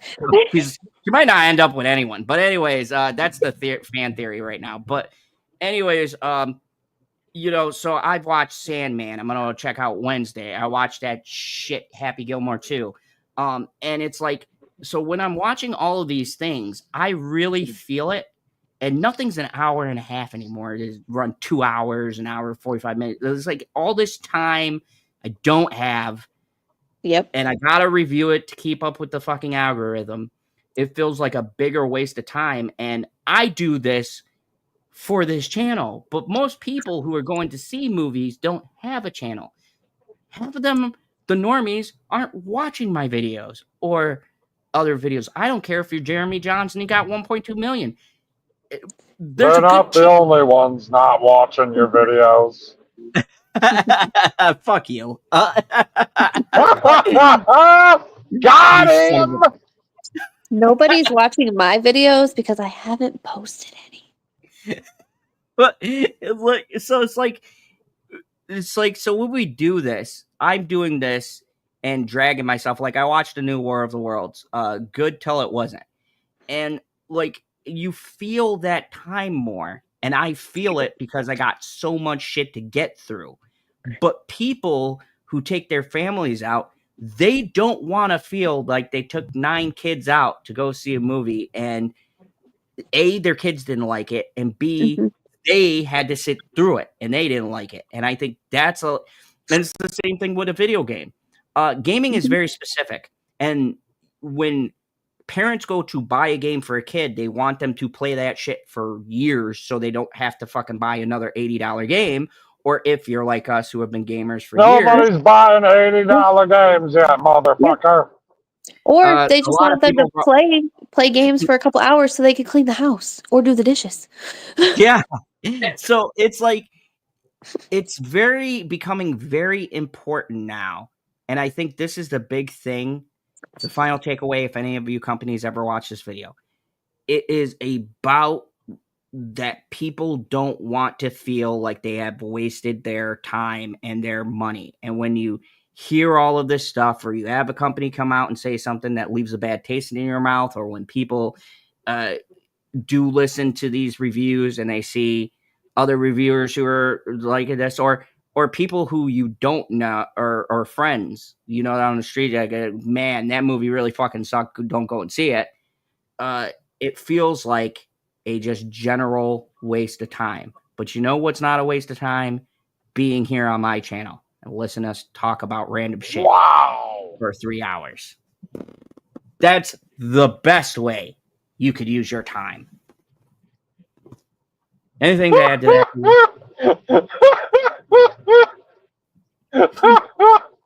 Oh, that was good self-promotion. Bravo. I've gotten better. I actually got a fucking invite to a screening. I'm like, oh, maybe I should start. You circled the conversation right around to, you should watch me more. Yes, please. Definitely watch us more. And I appreciate everybody who has been on tonight. We've had Books by Jay. I'm sure she'll be back. We appreciate you too, General. And of course, Pop Culture PB, Mr. PB. I know you'll be here on this channel because you run the fandom zone. You are. Got to. You are the fandom zone. Yeah, me and my dummies. And for the people who popped in and out, thank you very much. Pain Like Bane, fucking awesome name. Nino, Cotton Ministries, of course, Jay, Stone Cold Jeremy, Buffalo Billy, and everybody else who has been coming in, checking us out, coming out. Stay, click like, share, subscribe, all of the YouTube things. We really appreciate having you, and we really do enjoy these conversations. And I will get back to doing something more scheduled. It's just like I said, and like Jay said, it's been a lot of life shit. We've been super busy. We've all been dealing with work and schedules and trying to get everybody together. And fucking Justin Proper, I sent that motherfucker a message, and he's the one who's got this new fucking system that he's talking about with the tier list. So hopefully we'll get to do a new Marvel tier list, which I'm looking forward to doing with you guys. Oh, we get a Marvel tier list? An updated Marvel tier list, yes. And I haven't seen all the movies. You're gonna go see Fantastic Four, so you'll be caught up. Oh yeah. So we'll be doing a new Marvel tier list. I have a new review that will be out either tonight or tomorrow morning. I have it all shot. It depends on if I want to do the editing for the thumbnail and fucking a few things that I got to clip because, you can't put clips into... You're a clipper. You can't put any fucking clips in anymore or companies will snatch your shit. My Penny Dreadful review had to. I do like the snatch. Oh yeah, they do. But thank you everybody for watching. PB and I will be here again. We will continue one day our expanse. I think we were episode 3 and 4, so now we got to do 5 and 6. Hopefully you remember what's going on. There's a previously on. Yeah, it'll come back to us. So we'll be doing more expanse. And thank you guys for checking out my weapons review. I really appreciate it a lot. That's kind of blown up. But thank you guys for joining us tonight.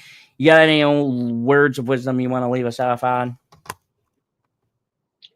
Oh my God, words of wisdom.